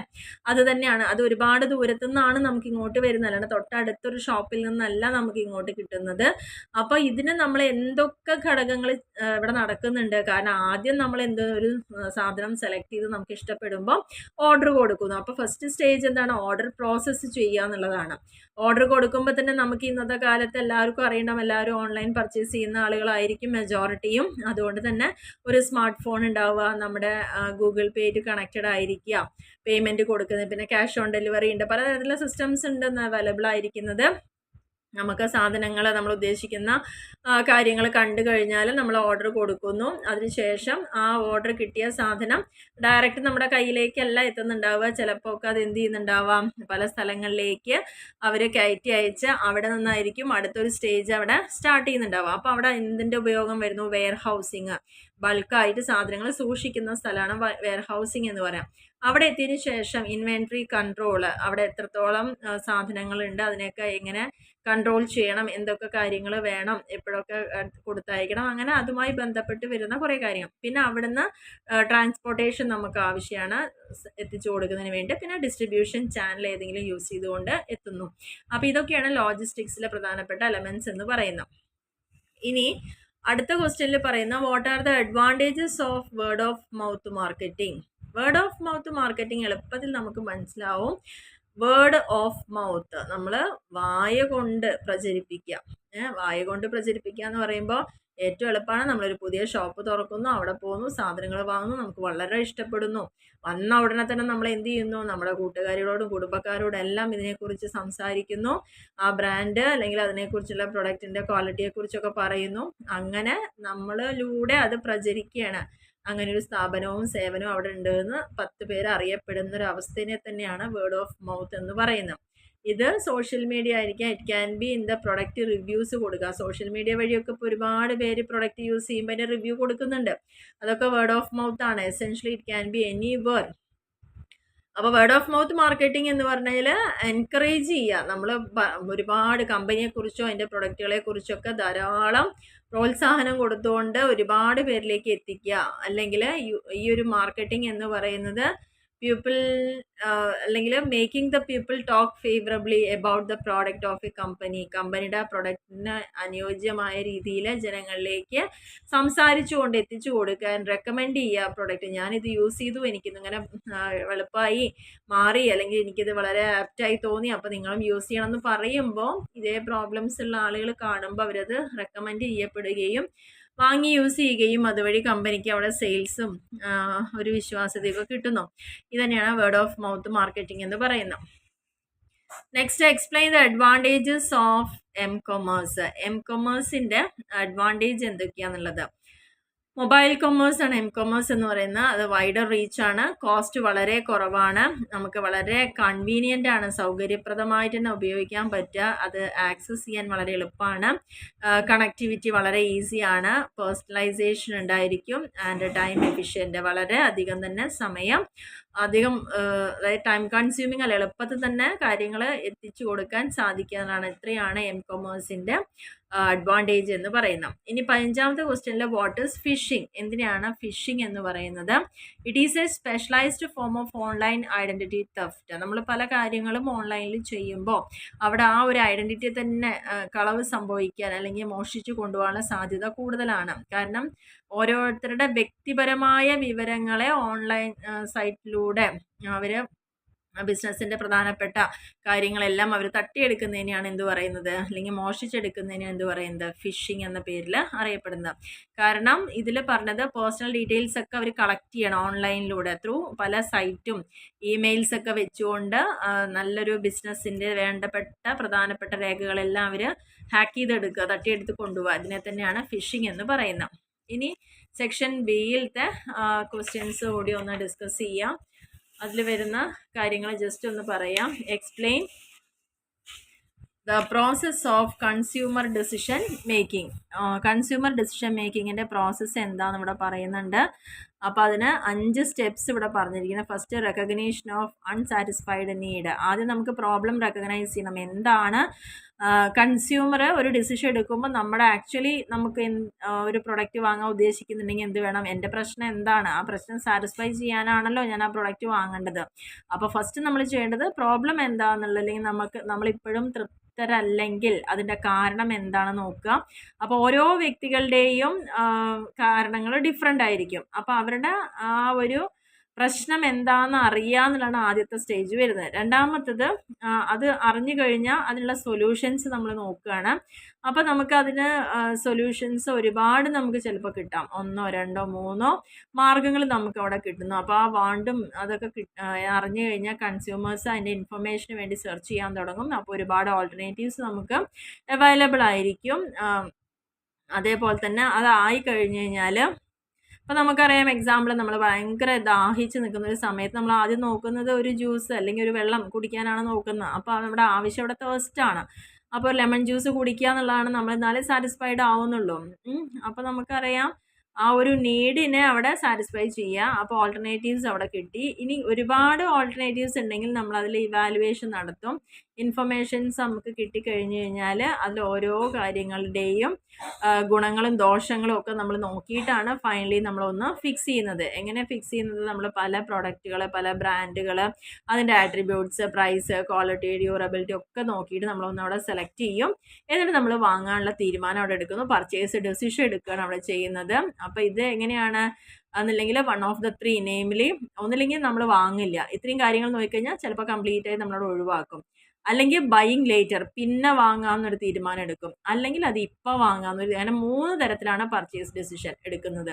ഈ പറഞ്ഞ കാര്യങ്ങളെല്ലാം നമ്മൾ ഇൻഫർമേഷനൊക്കെ കിട്ടിക്കഴിഞ്ഞാൽ ചിലപ്പോൾ നമ്മൾ അതോടുകൂടി ആ ഐഡിയ അവിടെ ഡ്രോപ്പ് ചെയ്യാം, അല്ലെങ്കിൽ പിന്നീട് വാങ്ങാം, അല്ലെങ്കിൽ ഇപ്പോൾ വാങ്ങാനുള്ള തീരുമാനം എടുക്കുന്നത്. അപ്പോൾ ഇപ്പോഴാണ് വാങ്ങാൻ തീരുമാനിക്കുന്നതെങ്കിൽ അവർ ജസ്റ്റ് പിന്നെ ഏത് ഷോപ്പിൽ നിന്ന് വാങ്ങണം, ഏത് ഡീലറുടെ കയ്യിൽ നിന്ന് വാങ്ങണം എന്നാണ് നോക്കുന്നത്. എപ്പോൾ വാങ്ങണം, എങ്ങനെ, എത്ര രൂപ അതിന് വേണ്ടി മാറ്റി വെക്കണം എന്നുള്ള കാര്യങ്ങളൊക്കെ തീരുമാനം എടുക്കുന്നത്. ഇതെല്ലാം തീരുമാനിച്ച് ഷോപ്പിൽ പോകുന്നു, ആ ഒരു ബ്രാൻഡ് അവിടെ സെലക്ട് ചെയ്യുന്നു. പർച്ചേസ് ബിഹേവിയർ എന്ന് പറയുന്നത് പോസ്റ്റ് പർച്ചേസ് ബിഹേവിയർ റെഫേഴ്സ്. അതായത് നമ്മൾ വാങ്ങിക്കഴിഞ്ഞു, ഷോപ്പിൽ പോയി സെലക്ട് ചെയ്ത് വാങ്ങിയതിന് ശേഷം നമ്മൾ ആ ഉദ്ദേശിച്ച രീതിയിൽ നമുക്ക് സാറ്റിസ്ഫാക്ഷൻ കിട്ടിയോ, നമ്മുടെ പ്രോബ്ലം സൊല്യൂഷൻ ആയോ എന്നുള്ളതാണ് നോക്കുന്നത്. അപ്പോൾ ഇത് വാങ്ങിയതിന് ശേഷമുള്ള കൺസ്യൂമറുടെ ബിഹേവിയറിനെയാണ് പോസ്റ്റ് പർച്ചേസ് ബിഹേവിയർ എന്ന് പറയുന്നത്. അതായത് കൺസ്യൂമർ ആക്ച്വലി ഇത് പർച്ചേസ് ചെയ്തതിന് ശേഷം അവർ സാറ്റിസ്ഫൈഡ് ആണോ ഡിസ്സാറ്റിസ്ഫൈഡ് ആണോ ആ പ്രൊഡക്റ്റുമായിട്ട്, ആ ഒരു റിസൾട്ടിനനുസരിച്ചിരിക്കും, അതിനനുസരിച്ചാണ് അതിൻ്റെ പ്രത്യാഘാതങ്ങൾ ഉണ്ടാവുന്നത്. സാറ്റിസ്ഫൈഡ് ആണെങ്കിൽ, ആ പ്രൊഡക്റ്റ് ഒരു സാറ്റിസ്ഫൈഡ് ആണെങ്കിൽ റെഗുലറായിട്ട് വാങ്ങുന്ന പ്രൊഡക്റ്റ് ആണെന്ന് അത് വാങ്ങിക്കൊണ്ടേയിരിക്കും. അപ്പോൾ ആ ഒരു ബ്രാൻഡിനോടൊരു ലോയൽറ്റി അവിടെ ഉണ്ടായിരിക്കും, മറ്റുള്ളവർക്ക് റെക്കമെൻഡ് ചെയ്ത് കൊടുക്കും. ഇനി ഡിസാറ്റിസ്ഫാക്ഷൻ ഉണ്ടായിച്ചാൽ അതോടെ വാങ്ങൽ നിർത്തും, അവിടെ സ്റ്റോപ്പ് ചെയ്യും. ആ പ്രൊഡക്റ്റ് ആരോടും വാങ്ങരുത്, അതിനോട് ലോയൽറ്റി ഉണ്ടാവില്ല, ആർക്കും റെക്കമെൻഡ് ചെയ്യില്ല, അങ്ങനെയൊക്കെയുള്ളൊരു കാര്യങ്ങളിലേക്ക് പോവുകയാണ് ചെയ്യുന്നത്. ഇനി അപ്പോൾ ഇതാണ് ആ ഒരു 5 സ്റ്റെപ്പ് എന്ന് പറയുന്നത്. He feels mental tension. പിന്നെ ചില കേസിലൊക്കെ എന്താ വെച്ച് കഴിഞ്ഞാൽ ഡിസാറ്റിസ്ഫാക്ഷൻ വരുന്ന സമയത്ത് ആ സാധനം വാങ്ങുന്നത് നിർത്തുക എന്ന് മാത്രമല്ല, ആ ബ്രാൻഡ് അതേപോലെ തന്നെ അയാൾ നെഗറ്റീവായിട്ടായിരിക്കും ബാക്കിയുള്ളവരോട് പറയുന്നുണ്ടാവുക. ചിലപ്പോൾ മെൻ്റൽ ടെൻഷൻ പോലും അനുഭവിക്കുന്നുണ്ടാവാം. ഈ നെഗറ്റീവ് ഫീലിംഗ്, ഒരു സാധനം വാങ്ങിയതിന് ശേഷം നമുക്കൊരു നെഗറ്റീവ് ഫീലിംഗ് ആണ് അറൈസ് ചെയ്യുന്നുണ്ടെങ്കിൽ അതിനെയാണ് ഇന്നർ ടെൻഷൻ അല്ലെങ്കിൽ കോഗ്നിറ്റീവ് എന്ന പേരിൽ അറിയപ്പെടുന്നത്. കോഗ്നിറ്റീവ് ഡിസോണൻസ് എന്ന പേരിൽ, അതായത് പോസ്റ്റ് പർച്ചേസ് ഡിസോണൻസ് എന്നാണ് അതിനെ പറയുന്നത്. അതായത് നമ്മൾ ഇത്രയും തീരുമാനം എടുത്ത് പ്രൊഡക്റ്റ് വാങ്ങി, അത് വാങ്ങിയതിന് ശേഷം ഡിസാറ്റിസ്ഫൈഡ് ആണെങ്കിൽ ആ കസ്റ്റമർ അതിനെക്കുറിച്ചൊരു മെൻ്റൽ ടെൻഷനും കൂടി അനുഭവിക്കുന്നുണ്ടെങ്കിൽ, ആ പ്രൊഡക്റ്റിനെ കുറിച്ച് നെഗറ്റീവായിട്ടാണ് അവർക്ക് ഫീൽ ചെയ്തെങ്കിൽ അതിനാണ് കോഗ്നിറ്റീവ് ഡിസോണൻസ് അല്ലെങ്കിൽ പോസ്റ്റ് പർച്ചേസ് ഡിസോണൻസ് എന്ന് പറയുന്നത്. ജസ്റ്റ് ഇത്രയേ ഉള്ളൂ, ആ ഒരു കൺസ്യൂമർക്ക് ഡിസാറ്റിസ്ഫാക്ഷൻ ഉണ്ടാവുക ആ പ്രൊഡക്റ്റോ അല്ലെങ്കിൽ ബ്രാൻഡിനോട് പർച്ചേസ് ചെയ്തതിന് ശേഷം ഉണ്ടാവുക. ഇനി ഡിഫറൻഷിയേറ്റ് ചെയ്യാൻ പറഞ്ഞിട്ടുണ്ട് ട്രഡീഷണൽ മാർക്കറ്റിങ്ങും ഇ മാർക്കറ്റിങ്ങും. ട്രഡീഷണൽ മാർക്കറ്റിംഗ് എന്ന് പറയുമ്പം electronic device, it is the marketing through electronic devices etcetera. E marketing എന്ന് പറയുമ്പോൾ അവിടെ എന്താ ഇൻ്റർനെറ്റ് യൂസ് ചെയ്യുന്നു. പിന്നെ ലിമിറ്റഡ് ഇൻട്രാക്ഷൻ മാത്രമേ കസ്റ്റമറായിട്ട് ഉണ്ടാവുന്നുള്ളൂ, മറ്റേ ഹൈ ഡിഗ്രി ഓഫ് ഇൻട്രാക്ഷൻ ഉണ്ടാവുന്നുണ്ട്. ട്രാൻസാക്ഷൻ കോസ്റ്റ് വളരെ കൂടുതലാണ്, ഇവിടെ വളരെ ലോ ആണ്. Cost of collecting marketing information വേണ്ടിയിട്ട് വരുന്ന ചിലവ് പറയുമ്പം അത് ലോ ആയിരിക്കാം. നെക്സ്റ്റ് പറഞ്ഞ കോസ്റ്റ് ഓഫ് കളക്ടിങ് ഇൻഫർമേഷൻ എന്ന് പറയുന്നത് ഈ മാർക്കറ്റിങ്ങിൽ കുറവാണ്, ട്രഡീഷണലിൽ ഹൈ ആണ്. പിന്നെ സം മെസ്സേജസ് ബ്രോഡ്കാസ്റ്റ് ചെയ്യുന്നുണ്ട്. പിന്നെ അഞ്ചാമത്തെ പോയിന്റ് പറയുന്ന മെസ്സേജ് ബ്രോഡ്കാസ്റ്റിംഗ് ഇവിടെ ഡിഫറെൻറ്റ് കമ്മ്യൂണിക്കേഷൻ ആണ് യൂസ് ചെയ്യുന്നത്. ആറാമത്തേൽ കസ്റ്റമർ എന്ന് പറയുന്നത് ടാർഗറ്റ് ആയിരിക്കും, പക്ഷേ ഇവിടെ കസ്റ്റമർ എന്ന് പറയുന്നത് അതിൻ്റെ പാർട്ട്ണറാണ് ഈ മാർക്കറ്റിങ്ങിൽ. പിന്നെ സെഗ്മെൻറ്റേഷൻ ഉണ്ടായിരിക്കും ട്രഡീഷണലിൽ, ഈ മാർക്കറ്റിങ്ങിൽ കമ്മ്യൂണിറ്റീനെ ബേസ് ചെയ്തുകൊണ്ടായിരിക്കും ഉണ്ടായിരിക്കുക. ഇനി 18ാമത്തെ ക്വസ്റ്റ്യനിൽ പറഞ്ഞ explain the various steps of target marketing. Target മാർക്കറ്റിങ്ങിൻ്റെ പ്രധാനപ്പെട്ട സ്റ്റെപ്സ്. ആദ്യം മാർക്കറ്റിനെ സെഗ്മെൻറ്റ് ചെയ്യാം. സെഗ്മെൻറ്റ് ചെയ്യുക എന്ന് പറഞ്ഞു കഴിഞ്ഞാൽ ചില പ്രത്യേക ക്യാരക്ടറിസ്റ്റിക്സിൻ്റെ ബേസിൽ, ഇപ്പോൾ സെക്സിൻ്റെ ബേസിൽ, അതായത് ആണുങ്ങൾ അല്ലെങ്കിൽ പെണ്ണുങ്ങൾ അല്ലെങ്കിൽ സ്ത്രീകൾ എന്നുള്ള പേരിൽ രണ്ടായിട്ട് ഡിവൈഡ്, എഡ്യൂക്കേഷൻ്റെ ബേസിൽ അല്ലെങ്കിൽ അവർക്ക് കിട്ടുന്ന ഇൻകത്തിൻ്റെ ബേസിൽ, ഏജിൻ്റെ ബേസിൽ അല്ലെങ്കിൽ അവരുടെ ലൈഫ് സ്റ്റൈലിൻ്റെ ബേസിലോ ജോഗ്രഫിക്കൽ ഏരിയയുടെ ബേസിലൊക്കെ ആദ്യം സെഗ്മെൻറ്റ് ചെയ്യും. എന്നിട്ട് അതിൽ നിന്ന് തന്നെ മാർക്കറ്റിനെ ടാർഗറ്റ് ചെയ്യും. അപ്പോൾ ഓരോ മാർക്കറ്റ് സെഗ്മെൻറ്റിൽ അട്രാക്റ്റ് ചെയ്യപ്പെടുന്ന അല്ലെങ്കിൽ അതിൽ തന്നെ ഒന്നോ രണ്ടോ സെഗ്മെൻറ്റുകൾ നമ്മൾ സെലക്ട് ചെയ്യുക. അവർക്ക് വേണ്ടിയിട്ടാണ് നമ്മൾ അവിടെ സാധനങ്ങളും സേവനങ്ങളും കൊടുക്കപ്പെടുന്നത്. അതിനുശേഷം ഡിസൈൻ ചെയ്യുക മാർക്കറ്റിംഗ് മിക്സ്. ഈ ഒരു സെഗ്മെൻറ്റ് സെലക്ട് ചെയ്ത് കഴിഞ്ഞാൽ ആ സ്യൂട്ടബിൾ പ്രൊഡക്റ്റ്, അവർക്ക് അനുയോജ്യമായിട്ടുള്ള മാർക്കറ്റിംഗ് എലമെൻറ്റ്സ് യൂസ് ചെയ്തുകൊണ്ട് ഡിസൈൻ ചെയ്യുന്നു എന്നുള്ളതാണ് പറയുന്നത്. പിന്നെ പ്രൊഡക്റ്റ് പൊസിഷൻ ചെയ്യുക. പ്രൊഡക്റ്റ് പൊസിഷനിങ് എന്ന് പറഞ്ഞു കഴിഞ്ഞാൽ പ്രധാനപ്പെട്ട കാര്യം എന്താണ്? Market segmentation strategy, market positioning സ്ട്രാറ്റജിയും. കാരണം ഒരു കോയിൻ്റെ ഇരുവശങ്ങളെ പോലെ ഈ രണ്ട് ടേമുകളും, ഇത് രണ്ടും അത്രയും അടുപ്പത്തോട് കൂടിയിട്ട് പോകേണ്ടതാണ് എന്നുള്ള ടാർഗറ്റ് മാർക്കറ്റിംഗ് ബിഗിൻ ചെയ്യുന്ന മാർക്കറ്റ് സെഗ്മെൻറ്റേഷനിലും അത് എൻഡ് ചെയ്യുന്നത് അത് പൊസിഷനിലൂടെയാണ്. പ്രൊഡക്റ്റ് പൊസിഷൻ എന്ന് പറഞ്ഞാൽ ഇത്രയേ ഉള്ളൂ, ജനങ്ങളുടെ മനസ്സിൽ എന്നും ഒരു സ്ഥാനം ആ പ്രൊഡക്റ്റ് ഉണ്ടാക്കിയെടുക്കുക. അതിനെ തന്നെയാണ് പ്രൊഡക്റ്റ് പൊസിഷനിങ് എന്ന് പറയുന്നത്. അടുത്ത ക്വസ്റ്റ്യനിൽ പറയാം ഡിസ്റ്റിങ്വിഷ് ബിറ്റ്വീൻ ഫിസിക്കൽ ഡിസ്ട്രിബ്യൂഷനും ലോജിസ്റ്റിക്സും തമ്മിലുള്ള ഡിഫറൻസ് എന്താണെന്നുള്ളത്. ഫിസിക്കൽ ഡിസ്ട്രിബ്യൂഷൻ എന്ന് പറഞ്ഞാൽ അവിടെ എന്താണ്? Movement of inventory control, protection, storage, raw materials, അതേപോലെ ഫിനിഷ്ഡ് ഗുഡ്സിന് processing from the production line മുതലുള്ള കാര്യങ്ങൾ. ലോജിസ്റ്റിക്സിൽ പറയുന്നത് പ്രോസസ് ഓഫ് പ്ലാനിങ് ഉണ്ട്, ഇംപ്ലിമെൻറ്റിംഗ് ഉണ്ട്, കൺട്രോളിംഗ് ഉണ്ട്, കോസ്റ്റ് ഇഫക്റ്റീവ് ഉണ്ട്. ഇതാണ് ലോജിസ്റ്റിക്സിൽ വരുന്ന കാര്യങ്ങളെന്ന് പറയുന്നത്. ഇതിൻ്റെയൊക്കെ flow, storage of raw material, in process, inventory, finished goods, related informations, അത് സ്റ്റാർട്ട് ചെയ്ത് എൻഡ് ചെയ്യുന്ന വരെയുള്ള കാര്യങ്ങൾ, കൺഫേമിങ് കസ്റ്റമർ റിക്വയർമെൻറ്റ്സ്. ഇത് നാരോ സ്കോപ്പാണ് ആദ്യത്തെ കേസിൽ. രണ്ടാമത്തിൽ ലാർജർ സ്കോപ്പാണ്. Concerned with creation of time and place, utility and position. മൂന്നാമത്തിൽ create time, place, form and utilities ആണ് വരുന്നത്. നാലാമത്തേൽ ഡീൽസ് വിത്തൗട്ട് ഔട്ട് ബൗണ്ട് ആക്ടിവിറ്റീസുമായിട്ടും കൂടി ഡീൽ ചെയ്യപ്പെടുന്നു. ഇവിടെ both inbound and outbound കൂടിയിട്ട് സാഹചര്യങ്ങളെയും കൂടി അത് യൂട്ടിലൈസ് ചെയ്യണം. അതായത് വിത്തിൻ ദ കൺട്രി ആയാലും ഇൻബൗണ്ട് ആയിട്ടുള്ള ആക്ടിവിറ്റീസും ഔട്ട് ബൗണ്ടും ഒക്കെ അവിടെ ഉണ്ടാവുന്നുണ്ട്. ഇനി നെക്സ്റ്റ് IMC ആണ് ചോദിച്ചിരിക്കുന്നത്, അതായത് ഇൻ്റഗ്രേറ്റഡ് മാർക്കറ്റിംഗ് കമ്മ്യൂണിക്കേഷൻ ഡെലിവറിങ്. അതായത് IMC എന്ന് പറയുന്നത് ഇൻ്റഗ്രേറ്റഡ് മാർക്കറ്റിംഗ് കമ്മ്യൂണിക്കേഷൻ. ഇതിൽ ഒരുപാട് ബെനിഫിറ്റ്സ് കൊടുക്കുന്നുണ്ട്. കാരണം പ്രധാനമായിട്ടൊരു കോമ്പറ്റേറ്റീവ് അഡ്വാൻറ്റേജ് ഉണ്ടാവുക, നമ്മുടെ സെയിൽസിനെയൊക്കെ വൻതോതിൽ ഉയർച്ച കൊടുക്കാനും പ്രോഫിറ്റ് ഉണ്ടാക്കാനും പൈസയും സമയവും സ്ട്രെസ്സും ഒക്കെ നമുക്ക് കുറയ്ക്കാനും സേവ് ചെയ്യാനും. അതുപോലെ തന്നെ ഇതിൻ്റെ ഏറ്റവും വലിയ അഡ്വാൻറ്റേജ് എന്ന് പറയുന്നത് വേരിയസ് പ്രൊമോഷൻ ടൂൾസിൽ ഏറ്റവും കൂടുതൽ സിനർജറ്റിക്കൽ ആയിട്ടുള്ളതാണ് അതിൻ്റെ അഡ്വാൻറ്റേജ്. മറ്റുള്ള അഡ്വാൻറ്റേജ് പറഞ്ഞാൽ ഈ ഇൻ്റഗ്രേറ്റ് ചെയ്തിട്ടുള്ള മാർക്കറ്റിംഗ് കമ്മ്യൂണിക്കേഷൻ എന്ന് പറയുമ്പോൾ അവിടെ നമുക്ക് പ്രോഫിറ്റൊക്കെ വൻതോതിൽ കൂട്ടാൻ അവിടെ സാധിക്കുന്നു എന്നുള്ളതാണ് പറയുന്നത്. ഈ ഒരു ബിസി വേൾഡിൽ വളരെ ഇഫക്റ്റീവായിട്ട് പ്രോഫിറ്റ് കൂട്ടാൻ പറ്റുന്നൊരു കാര്യമാണ് കൺസിസ്റ്റൻ്റ് ആയിട്ടും കൺസോളിഡേറ്റഡ് ആയിട്ടും ക്രിസ്റ്റൽ ക്ലിയർ ആയിട്ടും message better chance to reaching കസ്റ്റമറിലേക്ക് എത്തുക എന്നുള്ളത്. പിന്നെ അതുവഴി സെയിൽസ് കൂടുന്നു. നേരത്തെ ഇനി പറയേണ്ട കാര്യമില്ല, സെയിൽസ് കൂടുന്നു, പ്രോഫിറ്റ് കൂടുന്നു. അതിൻ്റെ ക്രെഡിബിൾ മെസ്സേജ് സ്ഥിരമായിട്ട് അത് ആളുകളിലേക്ക് എത്തിക്കൊണ്ടിരിക്കുക, അവരെപ്പോഴും ഓർമ്മിപ്പിച്ചുകൊണ്ടിരിക്കുക, അവരുടെ മനസ്സിൽ ആ ഒരു പ്രൊഡക്റ്റിന് ഒരു സ്ഥാനം കൊടുക്കാൻ സാധിക്കുക. അതൊക്കെയാണ് ഇതിൽ വരുന്നത്. പിന്നെ ലോങ് ടേം റിലേഷൻഷിപ്പ്, ഒരിക്കൽ അതിൻ്റെ കസ്റ്റമർ ആയാൽ പിന്നെ അവർ ആജീവനാന്തം അതിൻ്റെ കസ്റ്റമർ ആവുക, റെഗുലർ കസ്റ്റമറായി മാറുക എന്നുള്ളതാണ്. അപ്പോൾ അവ തമ്മിലുള്ള റിലേഷൻഷിപ്പ് എന്നേക്കും നിലനിൽക്കുന്നുണ്ടായിരിക്കും. അതിന് ഡ്യൂപ്ലിക്കേഷൻ നമുക്ക് എലിമിനേറ്റ് ചെയ്യാൻ പറ്റും. അതേപോലെ തന്നെ ഇതിലെന്ന് പറഞ്ഞു കഴിഞ്ഞാൽ duplication in area such as graphics, photography അതൊക്കെ നമുക്ക് ഒഴിവാക്കാം. കാരണം അത് shared and used in advertising, exhibitions, sales literature, agency fees reduce ചെയ്യാൻ പറ്റും. Using single agency for all കമ്മ്യൂണിക്കേഷനൊക്കെ സിംഗിൾ ഏജൻസി യൂസ് ചെയ്തൊക്കെ കുറയ്ക്കാൻ പറ്റും. അപ്പോൾ മണി സേവ് ചെയ്യാൻ പറ്റും. പിന്നെ ഇൻട്രാക്ടിവിറ്റിയാണ്. IMCയിൽ പ്രധാനമായിട്ടും ഇൻട്രാക്ടിവിറ്റി, സെയിൽസ് പ്രൊമോഷണൽ മെസ്സേജസൊക്കെ ടെക്നോളജി യൂസ് ചെയ്തത് കൂട്ടുക എന്നുള്ളതാണ് പറയുന്നത്. ഇനി 21ാമത്തെ ക്വസ്റ്റ്യനിൽ ചാനൽ ഡിസ്ട്രിബ്യൂഷൻ്റെ പ്രധാനപ്പെട്ട ഫങ്ഷൻസ്, പ്രധാനമായിട്ട് ഇൻഫർമേഷൻ ഗ്യാദർ ചെയ്യുക എന്നുള്ളതാണ് ഇതിൽ പറയണ ആദ്യത്തെ കേസ്. രണ്ടാമത്തേൽ കറണ്ട് കസ്റ്റമേഴ്സ്, അവരുടെ ബിഹേവിയർ, കോമ്പറ്റീറ്റേഴ്സ്, മറ്റുള്ള ഫോഴ്സുകൾ ബിസിനസ്സിനെ കൺട്രോൾ ചെയ്യും. പിന്നെ പറയുന്ന കൺസ്യൂമർ മോട്ടിവേഷൻ കൊടുക്കാൻ പറ്റുക, ചാനൽ ഡെവലപ്പ് ചെയ്യുക, ട്രാൻസ്മിറ്റ് ചെയ്യുക, കമ്മ്യൂണിക്കേറ്റ് ചെയ്യുക, അവരത് വാങ്ങാൻ പ്രേരിപ്പിക്കുക എന്നുള്ളതാണ്. പിന്നെ ബാർഗെയിൻ ചെയ്യുക, മിഡിൽമെൻ ഒക്കെ ഉണ്ടായിരിക്കും. അപ്പോൾ വിലപേശൽ അവിടെ ഉണ്ടായിരിക്കുക പ്രൈസിൻ്റെ പേരിൽ. പിന്നെ ഫിനാൻസ് ചെയ്യുക, നമുക്കിതെല്ലാം എത്തിച്ചു കൊടുക്കാനുള്ള ചിലവുകൾ എങ്ങനെയൊക്കെയാണ് റേസ് ചെയ്യേണ്ട ഫണ്ടിൽ ഫിനാൻസ് ചെയ്യുക. റിസ്ക് ബെയറിംഗ് ഉണ്ടായിരിക്കുക. ചാനൽ ഓൾസോ അവരുടെ ഷെയർസ് കൂടിയിട്ട് റിസ്ക് അത് ഷെയർ ചെയ്യാറുണ്ട്. അതുവഴി അവരുടെ ആ ഒരു ബേർഡൻ, പ്രൊഡ്യൂസേഴ്സിൻ്റെ മുകളിൽ മാത്രം വരുന്ന ബേർഡനോട് റെഡ്യൂസ് ചെയ്യാം. പിന്നെ സർവീസുകൾ പ്രൊവൈഡ് ചെയ്യാം, പ്രൊഡക്റ്റ് സർവീസുകൾ, ഇപ്പോൾ റിപ്പയറിങ്ങോ അല്ലെങ്കിൽ കസ്റ്റമർക്കൊക്കെ വേണ്ടിയിട്ട്, പ്രൊഡ്യൂസേഴ്സിനൊക്കെ വേണ്ടിയിട്ട് കസ്റ്റമേഴ്സിന് നമ്മൾ റിപ്പയർ ചെയ്ത് കൊടുക്കുക. അവരുടെ സർവീസുകൾ പോസ്റ്റ് സെയിൽ സർവീസൊക്കെ അവിടെ പ്രൊവൈഡ് ചെയ്യുക, പ്രീ സെയിൽ ആണെങ്കിലും പോസ്റ്റ് സെയിൽ ആണെങ്കിലും. പിന്നെ മാർക്കറ്റിംഗ് റിസർച്ച് അവിടെ നടത്തുക, അതിൻ്റെ ഡിമാൻഡ് ഫോർകാസ്റ്റ് ചെയ്യാൻ പറ്റുക. ഇതൊക്കെയാണ് പ്രധാനമായിട്ടും ചാനൽ ഓഫ് ഡിസ്ട്രിബ്യൂഷൻ്റെ പ്രധാനപ്പെട്ട ഫങ്ഷൻ എന്ന് പറയുന്നത്. ഇനി ഡയറക്റ്റ് മാർക്കറ്റിങ്ങും അഡ്വർടൈസിങ്ങും തമ്മിലുള്ള ഡിഫറൻസ് എന്തൊക്കെയാണ്? ഡയറക്റ്റ് മാർക്കറ്റിങ്ങിൽ ഓരോ വ്യക്തികളാണ് സെല്ല് ചെയ്യുന്നത്, പ്രൊമോട്ട് ചെയ്യുന്നത്.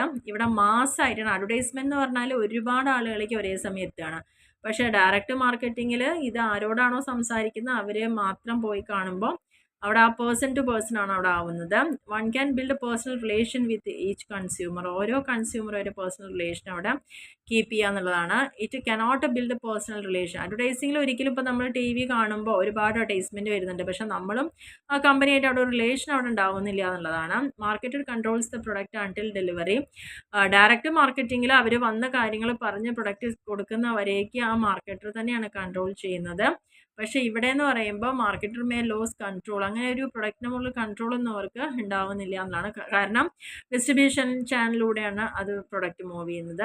ഇവിടെ ഇമ്മീഡിയറ്റ് റെസ്പോൺസ്, നമ്മളത് കൊടുത്ത് കഴിയുമ്പോൾ തന്നെ നമുക്ക് അതിന് റെസ്പോൺസ് കിട്ടുന്നുണ്ട്. പക്ഷേ ഇവിടെ ഇമ്മീഡിയറ്റ് റെസ്പോൺസ് ഒന്നുമില്ല. പകരം നമ്മൾ നല്ലൊരു ഇമേജ് ഒക്കെ കിട്ടുക, അവയർനെസ് കൊടുക്കുക, ലോയൽറ്റി ഉണ്ടാവുക, അതൊക്കെയാണ് അഡ്വർടൈസ്മെൻറ്റിലൂടെ നടക്കുന്നുള്ളൂ.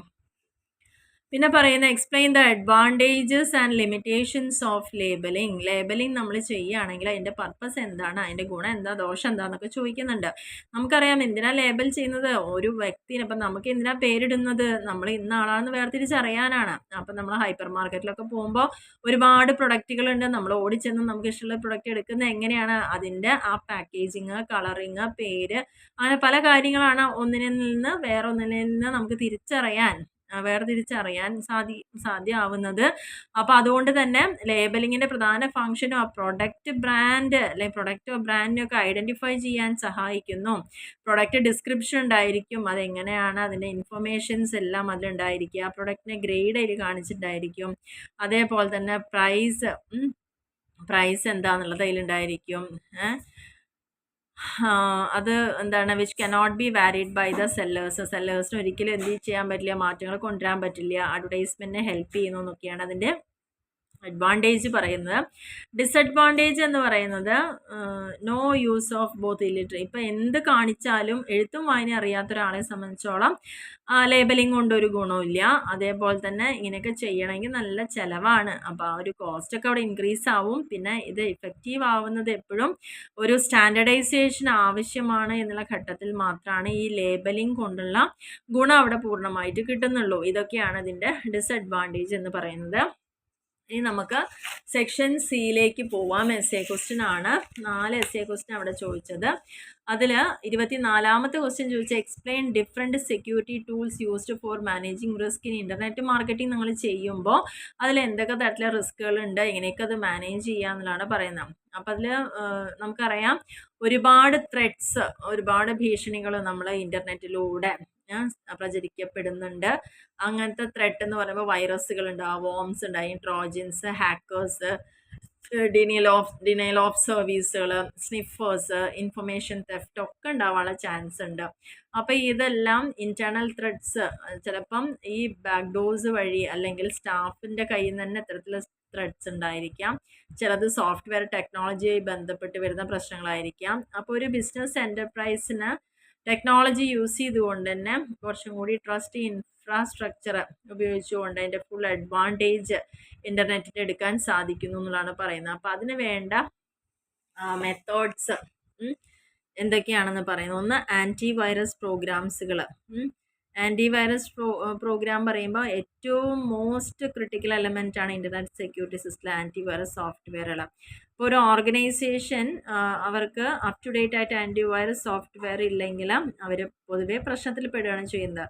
അപ്പോൾ ആൻറ്റിവൈറസ് സോഫ്റ്റ്വെയർ ഉണ്ടെങ്കിൽ അവർ കമ്പ്യൂട്ടേഴ്സൊക്കെ സ്കാൻ ചെയ്യാം for signature of a virus ഉണ്ടെങ്കിലൊക്കെ എളുപ്പത്തിൽ കണ്ടുപിടിക്കാം. അപ്പോൾ വൈറസ് സിഗ്നേച്ചറൊക്കെ ഉണ്ടെങ്കിൽ ആ ഒരു വൈറസിൻ്റെ ഭാഗമായിട്ട് കാണിക്കുക. അപ്പോൾ നല്ല ആൻറ്റിവൈറസ് സോഫ്റ്റ്വെയറുകളൊക്കെ ഉണ്ടെങ്കിൽ ഇത്തരത്തിലുള്ള വൈറസിനെയൊക്കെ കണ്ടുപിടിച്ച് അത് ഇൻഫെക്റ്റഡ് ആവാതെ സംരക്ഷിക്കാൻ പറ്റുന്നു എന്നുള്ളതാണ് പറയുന്നത്. അപ്പോൾ ഒരു antivirus software alone will not keep, അതുള്ളതുകൊണ്ട് മാത്രം നമുക്ക് 100% സേഫാന്ന് പറയാൻ പറ്റില്ല, എങ്കിലും അത് അത്യാവശ്യമാണ് എന്നുള്ളതാണ് പറയുന്നത്. പിന്നെ പറയുന്ന ഓഡിറ്റ് ലോഗ്സ് ആണ്. ഓഡിറ്റ് ലോഗ്സ് എന്ന് പറഞ്ഞു കഴിഞ്ഞാൽ ഈ ഫയർവാൾ ലോഗ്സിൻ്റെ ഒപ്പം തന്നെ നമുക്ക് യൂസ് ചെയ്യാൻ പറ്റുന്നതാണ് ഓഡിറ്റ് ലോഗ്സ് എന്ന് പറയുന്നത്. കാരണം എക്സാമിൻ്റെ ഓൺ സെമി റെഗുലർ ബേസിസിൽ ഒരു പ്രധാന അബ്നോർമൽ ആയിട്ടുള്ള ആക്ടിവിറ്റി ഒക്കെ ഉണ്ടെങ്കിൽ അതിനെ ഡിറ്റക്ട് ചെയ്യാനൊക്കെ യൂസ്ഫുള്ളാണ്. പിന്നെ ഉള്ളതാണ് ഫയർവാൾസ് എന്ന് പറയുന്നത്. ഇതും റിസ്ക് സെക്യൂരിറ്റി ഇഷ്യൂസിനൊക്കെ ഒരു പരിധിവരെ മിനിമൈസ് ചെയ്യാൻ പറ്റുക, ബ്രീച്ചസും വൈറസസിനെയൊക്കെ. അപ്പോൾ ഫയർവാൾസ് എപ്പോഴും യൂഷ്വലി ക്രിയേറ്റ് ചെയ്യുന്നത് സോഫ്റ്റ്വെയർ മൗണ്ടഡ് ആയിട്ടാണ്. അതൊരു സെപ്പറേറ്റ് സെർവർ ആണ്, ഒരു point of the company connected to the internet. കമ്പനിയുടെ ഒരു പോയിന്റിൽ നിന്ന് ഇൻ്റർനെറ്റിലേക്ക് കണക്ട് ചെയ്യപ്പെടുന്ന ഒരു ഭാഗം. ഫയർവാൾ സോഫ്റ്റ്വെയർ നമുക്ക് കോൺഫിഗർ ചെയ്യാം to accept only links from trusted ഡൊമൈൻസിൽ നിന്ന് മാത്രമാണ് അത് ആക്സെപ്റ്റ് ചെയ്യാൻ പറ്റുക. ആൻഡ് അതർ ഓഫീസസിനെയൊക്കെ റെപ്രസെൻറ്റ് ചെയ്യുക, കമ്പനിയിലെ കീ അക്കൗണ്ട് കസ്റ്റമേഴ്സിനെയൊക്കെ. And all access to the internet will go through firewalls. എല്ലാം ആ ഒരു ഫയർവാൾസിലൂടെ ആയിരിക്കും ആക്സസ് ചെയ്യാൻ പറ്റുക. അതായത് ഇൻ്റർനെറ്റ് ട്രാഫിക് എപ്പോഴും ഏബിൾ ആവണമെങ്കിൽ അത് ബി വാച്ച്ഡ് ക്ലോസ്ലി, നമ്മളിപ്പോഴും വളരെ സൂക്ഷ്മമായി നിരീക്ഷിച്ചുകൊണ്ടിരിക്കുക. Hence any misuse can be noticed quickly. അങ്ങനെയാണെങ്കിൽ എന്തെങ്കിലും അത് മിസ്യൂസ് ചെയ്യപ്പെടുന്നുണ്ടോ എന്നുള്ളതൊക്കെ പെട്ടെന്ന് കണ്ടുപിടിക്കാൻ അവിടെ സാധിക്കും. 4ാമത്തതാണ് ബാക്കപ്പ് ചെയ്യാനുള്ള സംവിധാനം. കാരണം ഡാറ്റ, സിസ്റ്റത്തിലുള്ള ഡാറ്റ നമ്മൾ പ്രൊട്ടക്റ്റ് ചെയ്യണമെന്നുണ്ടെങ്കിൽ എപ്പോഴും ബാക്കപ്പ്, ക്രിട്ടിക്കൽ ഫയൽസൊക്കെ വെബ് സെർവറിൽ ഉണ്ടെങ്കിലൊക്കെ ബാക്കപ്പ് ചെയ്യാനുള്ള സംവിധാനം ഉണ്ടായിരിക്കും. ഹാർഡ്വെയറും സോഫ്റ്റ്വെയറും ഒക്കെ ഇതിന് വേണ്ടിയിട്ട് യൂസ് ചെയ്യുന്നുണ്ട്. 5ാമത്തേൽ എൻക്രിപ്ഷൻ എന്നാണ് പറയുന്നത്. എൻക്രിപ്ഷൻ സോഫ്റ്റ്വെയർ പറഞ്ഞാൽ ക്രിപ്റ്റോഗ്രഫിക്ക് വേണ്ടിയിട്ട് യൂസ് ചെയ്യുന്നതാണ്. പ്രധാനമായിട്ടും നമുക്ക് ഒരു വളരെ കമ്പനിയുടെ ഏറ്റവും സെൻസിറ്റീവ് ആയിട്ടുള്ള ഇൻഫർമേഷനൊക്കെ ട്രാൻസ്മിഷൻ ചെയ്യുമ്പോഴോ അല്ലെങ്കിൽ ഫിനാൻഷ്യൽ മാറ്റേഴ്സിനൊക്കെ സെക്യൂർ ചെയ്യാനൊക്കെ വേണ്ടി യൂസ് ചെയ്യുന്നതാണ് ഈ ക്രിപ്റ്റോഗ്രഫി എന്ന് പറയുന്നത്. അപ്പോൾ എൻക്രിപ്ഷൻ എന്ന് പറഞ്ഞു കഴിഞ്ഞാൽ ആ ഒരു പ്രോസസ്സിൽ ഇപ്പോൾ നമ്മളൊരു മെസ്സേജ് ഒരാൾക്ക് അയക്കുന്നു, പക്ഷെ ആ മെസ്സേജ് കൺവേർട്ട് ചെയ്തിട്ട് മറ്റുള്ളവർക്ക് മനസ്സിലാവാത്ത രീതിയിലാണ് അത് ആ ആളിലേക്ക് എത്തുന്നത്. അവിടെ എത്തുമ്പോൾ മാത്രമാണ് ആ മെസ്സേജ് തിരിച്ച് അയാൾക്ക് വായിക്കാൻ പറ്റുന്ന രൂപത്തിലേക്കായിട്ട് കൺവേർട്ട് ചെയ്യപ്പെടുന്നുള്ളൂ. അപ്പോൾ 2 മെത്തേഡാണ് എൻക്രിപ്ഷൻ വരുന്നത്. അതിൽ പ്രധാനമായിട്ട് പറയുന്നത് സിസ്റ്റമാറ്റിക് ആയിട്ടുള്ള എൻക്രിപ്ഷനും ഉണ്ട്, സിമെട്രിക് ആയിട്ടുള്ള എൻക്രിപ്ഷനും ഉണ്ട്, അസിമെട്രിക്കും വരുന്നുണ്ട്. അതിൽ സിമെട്രിക് എൻക്രിപ്ഷൻ എന്ന് പറയുമ്പോൾ പ്രധാനമായിട്ടും both parties and identical key that is known only to them. അതായത് 2 വ്യക്തികൾ അല്ലെങ്കിൽ കമ്പനികൾ അല്ലെങ്കിൽ ആ പാർട്ടികൾ അവർക്ക് മാത്രം അറിയപ്പെടുന്ന രീതിയിലാണ് സിമെട്രിക് എൻക്രിപ്ഷൻ വരുന്നത്. അപ്പോൾ ഈ ഒരു കീ യൂസ് ചെയ്യേണ്ടത് ആദ്യം എന്താ ചെയ്യുന്നത്, ഈ കീ ക്യാൻ ബി നമുക്ക് എൻക്രിപ്റ്റ് ചെയ്യാം, ഡീക്രിപ്റ്റും ചെയ്യാം. പിന്നെ ഈ ഒരു സീക്രട്ട് കീ എന്ന് പറയുന്നത് passed from one party to other before use. ഒരു വ്യക്തിയിൽ നിന്ന് വേറൊരു വ്യക്തിയിലേക്ക് മാത്രം, ആ 2 പേർക്ക് മാത്രമേ അത് അറിയാൻ പറ്റുള്ളൂ, അതിലേക്ക് മാത്രമേ പോവുള്ളൂ. സിംഗിൾ കീ ആയിരിക്കും ഇവിടെ യൂസ് ചെയ്യുക ട്രാൻസ്മിഷന് വേണ്ടിയിട്ട്. പിന്നെ അത് റിസീവർ അത് ഡീക്രിപ്റ്റും ചെയ്യും. സിമെട്രിക് എൻക്രിപ്ഷനെയാണ് പറയുന്ന പേരാണ് സീക്രട്ട് എൻക്രിപ്ഷൻ എന്നും പറയും. അസിമെട്രിക് ആകുമ്പോൾ നമുക്കറിയാം നേരെ ഓപ്പോസിറ്റ് ആണ്. ഈ കേസിൽ പെയർ ഓഫ് കീസ് ഉണ്ടായിരിക്കും, ഒന്നിലധികം കീസ് ഉണ്ടായിരിക്കും. പബ്ലിക് കീ ഉണ്ടാവും, പ്രൈവറ്റ് കീ ഉണ്ടായിരിക്കും. അതിൽ 1 കീ യൂസ് ചെയ്യുന്ന എൻക്രിപ്റ്റ് ചെയ്യാനും അതർ കീ യൂസ് ചെയ്യുന്ന ഡീക്രിപ്റ്റ് ചെയ്യാനായിരിക്കും മെസ്സേജിനെ. അത് mutually related because data encrypt with ഒരു കീ ഉപയോഗിച്ചിട്ട് അത് എൻക്രിപ്റ്റ് ചെയ്യുന്നു, മറ്റൊരു കീ ഉപയോഗിച്ചിട്ട് അത് ഡീക്രിപ്റ്റ് ചെയ്യുന്നു എന്നുള്ളതാണ് പറയുന്നത്. അപ്പോൾ പബ്ലിക് കീനെയാണ് പബ്ലിക് കീ എന്ന് പറയുന്നത് എല്ലാവർക്കും അറിയാൻ പറ്റും. വൈൽ പ്രൈവറ്റ് കീ എന്ന് പറയുന്നത് അത് അതിൻ്റെ ഓണർക്ക് മാത്രമേ അറിയുള്ളൂ. അപ്പോൾ അസിമെട്രിക് എൻക്രിപ്ഷൻ ഓൾസോ അറിയപ്പെടുന്ന പബ്ലിക് കീ എൻക്രിപ്ഷൻ എന്നും കൂടി അറിയപ്പെടുന്നുണ്ട്. പിന്നെയാണ് വരുന്നതിൽ digital signature. Digital signature use ചെയ്യുന്നത് നമ്മുടെ ഓതൻറ്റിസിറ്റി, മെസ്സേജിൻ്റെ ഓതൻറ്റിസിറ്റീനെ വെരിഫൈ ചെയ്യാൻ മാത്രമല്ല, നമുക്കത് ഐഡൻറ്റിഫൈ ചെയ്യാൻ പറ്റുക സെൻഡർ ആരാണെന്നുള്ളതും അതിൻ്റെ ഇൻറ്റഗ്രിറ്റി അറിയാനൊക്കെ യൂസ് ചെയ്യാം. അത് സെൻഡേഴ്സ് പ്രൈവറ്റ് കീ യൂസ് ചെയ്തിട്ടായിരിക്കും ആ ഒരു മെസ്സേജൊക്കെ എൻക്രിപ്റ്റ് ചെയ്യുന്നുണ്ടാവുക, അവരുടെ ആ ഒരു സിഗ്നേച്ചറൊക്കെ ജനറേറ്റ് ചെയ്യാം. ഈ മെസ്സേജ് എന്ന് പറയുന്നത് ആ ഡെസ്റ്റിനേഷനിലേക്ക് സെൻഡ് ചെയ്യുമ്പോൾ അതിൻ്റെ ഒപ്പം തന്നെ ഈ സിഗ്നേച്ചറും ഉണ്ടായിരിക്കും. അപ്പോൾ റിസീവ് ചെയ്യുന്ന ആൾക്ക് അത് ആ സമയമാകുമ്പോഴേക്കും ആ സിഗ്നേച്ചർ ഡീക്രിപ്റ്റ് ചെയ്യപ്പെടുന്നു സെൻഡേഴ്സിൻ്റെ പബ്ലിക് കീയിലൂടെ. അത് ഡീക്രിപ്റ്റ് ചെയ്തിട്ടാണ് അവർക്ക് കാണാൻ പറ്റുക. പിന്നെ വരുന്ന ഡിജിറ്റൽ സർട്ടിഫിക്കറ്റുകൾ. അപ്പോൾ ഇലക്ട്രോണിക് ഫയൽ വഴി എല്ലാ ഡിജിറ്റൽ സർട്ടിഫിക്കറ്റ്സും നമുക്ക് യുണീക്കായിട്ട് ഐഡൻറ്റിഫൈ ചെയ്യാൻ ഇൻഡിവിജ്വൽസിൻ്റെയും വെബ്സൈറ്റ്സിൻ്റെയും ഇൻ്റർനെറ്റിൻ്റെയും ഒക്കെ സഹായത്തോടു കൂടി സെക്യൂറായിട്ടും കോൺഫിഡൻഷ്യലായിട്ടും കമ്മ്യൂണിക്കേറ്റ് ചെയ്യാൻ സാധിക്കുക. അതിന് ഡിജിറ്റൽ സർട്ടിഫിക്കറ്റ് എന്ന് പറയുന്നു. അപ്പോൾ ഇതൊരു security of transaction can be further strengthened by the use of digital certificate. അപ്പോൾ ഡിജിറ്റൽ സർട്ടിഫിക്കറ്റിൻ്റെ സഹായത്തോടു കൂടി ഈ ഒരു ട്രാൻസാക്ഷൻ നമുക്ക് വളരെ സെക്യൂർഡായിട്ട്, ഇപ്പോൾ നമുക്ക് ഏതെങ്കിലും സർട്ടിഫിക്കറ്റ്സുകളൊക്കെ ഉണ്ടെങ്കിൽ അത് ഡിജിറ്റലി നമ്മുടെ കയ്യിൽ തന്നെ അതിൻ്റെ ഒറിജിനൽ ഉണ്ടായിരിക്കുമെങ്കിലും ഡിജിറ്റലി നമുക്കത് കീപ്പ് ചെയ്യാൻ പറ്റുന്നു. ഇനി അടുത്ത എസ്സേ ക്വസ്റ്റ്യൻ എന്ന് പറയുന്നത് 25ാമത്തെ, what do you mean by channel of distribution?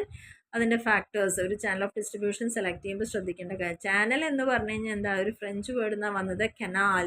നമുക്കറിയാം അത് ഒരു ഇപ്പോൾ വെള്ളം നമുക്ക് തുറന്ന് വിട്ട് കഴിഞ്ഞാൽ പല കൈവഴികളായി പിരിഞ്ഞിട്ടാണ് പല ഭാഗങ്ങളിലേക്ക് പോകുന്നത്. അത് ചാനൽ തന്നെയാണ്. അപ്പോൾ പാത്ത് വേ ആണ്. ട്രാൻസ്പോർട്ടേഷനോ അല്ലെങ്കിൽ ഇറിഗേഷനോ ഒക്കെ വേണ്ടി യൂസ് ചെയ്യുന്ന ആ പാത്ത് വേ തന്നെ, ആർട്ടിഫിഷ്യലായിട്ടുള്ള പാത്ത് വേനെയാണ് കനാൽ എന്ന് പറയുന്നത്. മാർക്കറ്റിങ്ങിലെ കനാൽ എന്ന് പറയുന്നത് ചാനൽ ഓഫ് ഡിസ്ട്രിബ്യൂഷൻ ആണ്. അതായത് ആ പാത്ത് ഓഫ് നെറ്റ്വർക്ക് അല്ലെങ്കിൽ ആ പൈപ്പ് ലൈൻ, പ്രൊഡക്ട്സ് ഒക്കെ അവൈലബിൾ ആവുന്ന കൺസ്യൂമേഴ്സിന് എങ്ങനെ എത്തിപ്പെടുന്നു, അതിൻ്റെ ടൈം, പ്ലേസ്, യൂട്ടിലിറ്റി, ഇതൊക്കെയാണ് യൂസ് ചെയ്യുന്നത്. അപ്പോൾ ചാനൽ എന്ന് പറഞ്ഞാൽ ഒരു കൂട്ടം ഇൻഡിപെൻഡൻറ്റ് ഓർഗനൈസേഷൻസ് ആയിരിക്കും ഈ പ്രോസസ്സിൽ ഇൻവോൾവ് ചെയ്യപ്പെടുകയും അവരുടെ പ്രൊഡക്റ്റും സർവീസും ഒക്കെ കൺസംഷന് വേണ്ടിയിട്ട് ആളുകൾക്ക് കൃത്യസമയത്ത് അവൈലബിൾ ആവുകയും ചെയ്യുന്ന പ്രോസസ്സ് തന്നെയാണ് ചാനൽ ഓഫ് ഡിസ്ട്രിബ്യൂഷൻ എന്ന് പറയുന്നത്.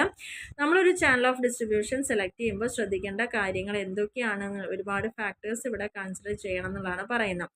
നമ്മൾ ഒരുപാട് വഴികളിലൂടെ നമുക്ക് കസ്റ്റമറിലേക്ക് എത്തിക്കാം, പക്ഷെ എല്ലാ വഴികളും നമുക്ക് ഗുണപ്രദമായിക്കൊള്ളുന്നില്ല, പകരം നഷ്ടമുണ്ടാവാനുള്ള സാധ്യത ഏറെയുമാണ്. അപ്പോൾ സെലക്റ്റഡ് ചാനൽ എന്ന് പറയുമ്പോൾ അത് വളരെ എഫിഷ്യൻ്റ് ആയ ഒന്നായിരിക്കണം, ഇഫക്റ്റീവ് ആയിരിക്കണം എന്നുള്ളതാണ് നമ്മൾ പ്രത്യേകം ശ്രദ്ധിക്കേണ്ട കാര്യങ്ങൾ എന്ന് പറയുന്നത്. അപ്പോൾ അവിടെ നമ്മൾ ശ്രദ്ധിക്കേണ്ട കാര്യം, ഒന്ന് പ്രൊഡക്റ്റിൻ്റെ നേച്ചർ എന്താണെന്നുള്ളത് ശ്രദ്ധിക്കുക. ഏത് തരത്തിലുള്ള പ്രൊഡക്റ്റാണ് നമ്മൾ മാർക്കറ്റ് ചെയ്യുന്നത്, ജനങ്ങളിലേക്ക് എത്തിക്കാൻ നമുക്കത് പെട്ടെന്ന് നശിച്ചു പോകുന്നതാണോ, പെട്ടെന്ന് പൊട്ടിപ്പോകുന്നതാണോ, അപ്പോൾ അതിനനുസരിച്ചിട്ട് ഉള്ള പാക്കേജിങ്ങും കാര്യങ്ങളൊക്കെയാണ് അവിടെ യൂസ് ചെയ്യേണ്ടത്.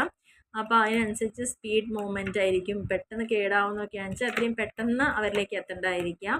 അപ്പോൾ ഏറ്റവും ഷോർട്ടർ ചാനലൊക്കെ ആയിരിക്കും ആവശ്യം ഉണ്ടാവുക. ഡ്യൂറബിളൊക്കെ ആണെങ്കിൽ, സ്റ്റാൻഡേർഡ് ഗുഡ്സൊക്കെ ആണെങ്കിൽ ലോങ്ങർ ഡൈവേഴ്സിഫൈഡ് ചാനലൊക്കെ യൂസ് ചെയ്യാം. അപ്പോൾ ഒന്ന് പ്രൊഡക്റ്റിൻ്റെ നേച്ചറിനനുസരിച്ച്, പിന്നെ മാർക്കറ്റിൻ്റെ നേച്ചറിനനുസരിച്ചിട്ട് എന്നുള്ളതാണ് പറയുന്നത്. അപ്പോൾ selection of channel depends on the requirements of market. മാർക്കറ്റിൻ്റെ റിക്വയർമെൻറ്റ്സിനനുസരിച്ചാണ് നമ്മൾ ചാനൽ സെലക്ട് ചെയ്യേണ്ടത്. ഇപ്പോൾ ഒരു കൺസ്യൂമർ മാർക്കറ്റ്, റീറ്റെയിലർ അവിടെ എസെൻഷ്യലാണ്. ഇൻഡസ്ട്രിയൽ മാർക്കറ്റ് ആണെങ്കിൽ അവിടെ നമുക്ക് റീറ്റെയിലറെ എലിമിനേറ്റ് ചെയ്യാം. അപ്പോൾ മാർക്കറ്റ് സൈസ് ലാർജ് ആണെങ്കിൽ അവിടെ മെനി ചാനൽസ് ഉണ്ടായിരിക്കും. സ്മോൾ മാർക്കറ്റ് ആണെങ്കിൽ ഡയറക്റ്റ് സെല്ലിംഗ് ആയിരിക്കും ഏറ്റവും കൂടുതൽ ബെറ്റർ ആയിരിക്കുന്നത്. പിന്നെ ബൈയിങ് ഹാബിറ്റ് ഓഫ് കൺസ്യൂമേഴ്സ് ആണ്. പിന്നെ നമ്മുടെ പ്രൊഡക്റ്റ് അതായത് എളുപ്പം വാങ്ങുന്ന സാധനങ്ങളാണോ അതോ ഒരിക്കൽ മാത്രം വാങ്ങുന്ന സാധനം? ഇപ്പോൾ ഒരു വീട്ടിൽ ടി വി, ഫ്രിഡ്ജ് എന്നൊക്കെ പറഞ്ഞാൽ അത് ഒരിക്കൽ വാങ്ങുന്നത്, പിന്നെ അത് കേട് വരുമ്പോഴോ മോഡൽ മാറുമ്പോഴൊക്കെ മാറ്റുന്നേ ഉള്ളൂ. പക്ഷേ സോപ്പോ പേസ്റ്റ് അങ്ങനെയുള്ള സാധനം വെച്ചാൽ നമുക്ക് എല്ലാ മാസവും ആവശ്യമുള്ളതാണ്. അപ്പോൾ ആ ഒരു ബൈയിങ് ഹാബിറ്റ് കൺസ്യൂമറുടെ എങ്ങനെയാണ് നമ്മുടെ പ്രൊഡക്റ്റിനുള്ള അവരുടെ നമ്പർ, ലൊക്കേഷൻ, ഫ്രീക്വൻസി, അവർ എത്ര തവണയൊക്കെ അത് വാങ്ങുന്നുണ്ട് എന്നുള്ള കാര്യങ്ങളെ ബേസ് ചെയ്തിരിക്കും. പിന്നെ കമ്പനിയാണ് അടുത്തത്. ഒരു ചാനൽ നമ്മൾ സെലക്ട് ചെയ്യുമ്പം ആ ഒരു കമ്പനിയുടെ ഫിനാൻഷ്യൽ സ്ട്രെങ്ത്തും റെപ്യൂട്ടേഷനും ഒക്കെ ഒന്ന് കൺസിഡർ ചെയ്യണം. പിന്നെ ഇതിൽ ഇടനിലക്കാരുണ്ടോ എന്ന് നോക്കുക, മിഡിൽ മെൻ ഉണ്ടോ എന്ന് നോക്കുക. കാരണം അവർ ഓഫർ ചെയ്യുന്ന ഗുഡ് ഫെസിലിറ്റിയും സ്റ്റോറേജും ഒക്കെ അവർ ഓഫർ ചെയ്യുന്നുണ്ടായിരിക്കും. അപ്പോൾ ചാനലിൽ മാക്സിമം സെയിൽസ് ഉണ്ടാവുന്ന ഒരു മിഡിൽ മെൻ ആയിരിക്കും നമ്മൾ സെലക്ട് ചെയ്യേണ്ടത്. പിന്നെ ചാനലുകൾ പലതും ഉണ്ടെന്ന് ഞാൻ പറഞ്ഞു. അത് നമ്മൾ എടുക്കുമ്പോൾ വരുന്ന കോസ്റ്റ് എന്താണെന്നുള്ളത് ഡിറ്റർമിൻ ചെയ്യുക. പല കാര്യങ്ങളെയും ബേസ് ചെയ്തായിരിക്കും ഓരോ ചാനൽ നമ്മൾ സെലക്ട് ചെയ്യുന്നത്. ചിലപ്പോൾ അതിലൂടെയൊക്കെ നമുക്ക് കോസ്റ്റ് റെഡ്യൂസ് ചെയ്യാനൊക്കെ അവിടെ സാധിക്കുന്നു എന്നുള്ളതാണ് പറയുന്നത്. പിന്നെ കോമ്പറ്റീഷൻസ് കൂടി ഇതിനെ ഇൻഫ്ലുവൻസ് ചെയ്യപ്പെടുന്നുണ്ട്. നെക്സ്റ്റ് മാർക്കറ്റിംഗ് എൻവയോൺമെൻ്റ് ആണ്. ഒരു എക്കണോമി ഡിപ്രസ്ഡ് ആവുന്ന സമയത്ത് മാനുഫാക്ചർക്ക് എന്താണ് ഒരു ഷോർട്ടർ ചാനലായിരിക്കും കൂടുതൽ കോസ്റ്റ് റെഡ്യൂസ് ചെയ്യാൻ വേണ്ടി യൂസ് ചെയ്യേണ്ടത്. ഇൻഫ്ലേഷൻ കണ്ടീഷനിലാണ് ഡയറക്റ്റ് സെല്ലിംഗ് ആയിരിക്കും ബെറ്റർ ആയിരിക്കാം. Multi point system of sales tax ഒക്കെ ഓപ്പറേഷനിലാണെങ്കിൽ ആ സമയത്താണെങ്കിൽ ഡയറക്റ്റ് സെല്ലിംഗ് ആയിരിക്കും കൂടുതൽ പ്രിഫർ ചെയ്യുന്നത്. ഇനി 26ാമത്തെ ക്വസ്റ്റ്യനിൽ explain the principles and advantage of personal selling. Personal സെല്ലിങ്ങിൻ്റെ അഡ്വാൻറ്റേജും പ്രിൻസിപ്പിൾസും അതിൽ പ്രധാനമായിട്ടും ആദ്യം ഗുണം കിട്ടുന്നത് മാനുഫാക്ചേഴ്സിനാണ്. അവർക്ക് കിട്ടുന്നത് എന്താ വെച്ചാൽ ലാർജർ പ്രോഫിറ്റ് ഉണ്ടാവുക, സെയിൽസ് കൂടുകയല്ലേ. പിന്നെ ഡയറക്റ്റ് കോൺടാക്റ്റ് സെയിൽസ്മാൻ വിത്ത് കൺസ്യൂമർ അവിടെ ഉണ്ടാവുന്നു എന്നുള്ളതാണ്. പിന്നെ സെയിൽസ്മാൻഷിപ്പ് ഡിമാൻഡ് ക്രിയേഷന് കൂടുതൽ ഫെസിലിറ്റി കൊടുക്കുന്നു. ക്വിക്ക് സെയിൽസ് ഉണ്ടായിരിക്കുന്നു. ഗുഡ് വിൽ ക്രിയേറ്റ് ചെയ്യാൻ പറ്റും. ഒരു കൺസ്യൂമർക്ക് കിട്ടുന്ന ഗുണങ്ങൾ എന്താണ്? സെയിൽസ്മാൻ ആണ് അതിനെക്കുറിച്ചുള്ള കാര്യങ്ങളൊക്കെ കൺസ്യൂമറിലേക്ക് എത്തിക്കുന്നത്. അതുപോലെ തന്നെ ആ ബെസ്റ്റ് ഗുഡ്സ് അവർക്ക് അനുയോജ്യമായത് വാങ്ങാൻ സഹായിക്കുന്നു. അതിലൂടെ അവർക്ക് എഡ്യൂക്കേഷനും ഗൈഡൻസ് ഒക്കെ കൊടുക്കാൻ പറ്റുന്നു. നല്ലൊരു സെയിൽസ്മാൻ പറഞ്ഞ ഒരു ഫ്രണ്ടിനെ പോലെ, ഒരു ഗൈഡിനെ പോലെ അവർക്ക് വേണ്ട ഉപദേശങ്ങൾ കൊടുക്കുന്നു എന്നാണ് പറയുന്നത്. സൊസൈറ്റിക്ക് ഉണ്ടാവുന്ന അഡ്വാൻറ്റേജ് എന്തൊക്കെയാണ് ഇതുകൊണ്ട്?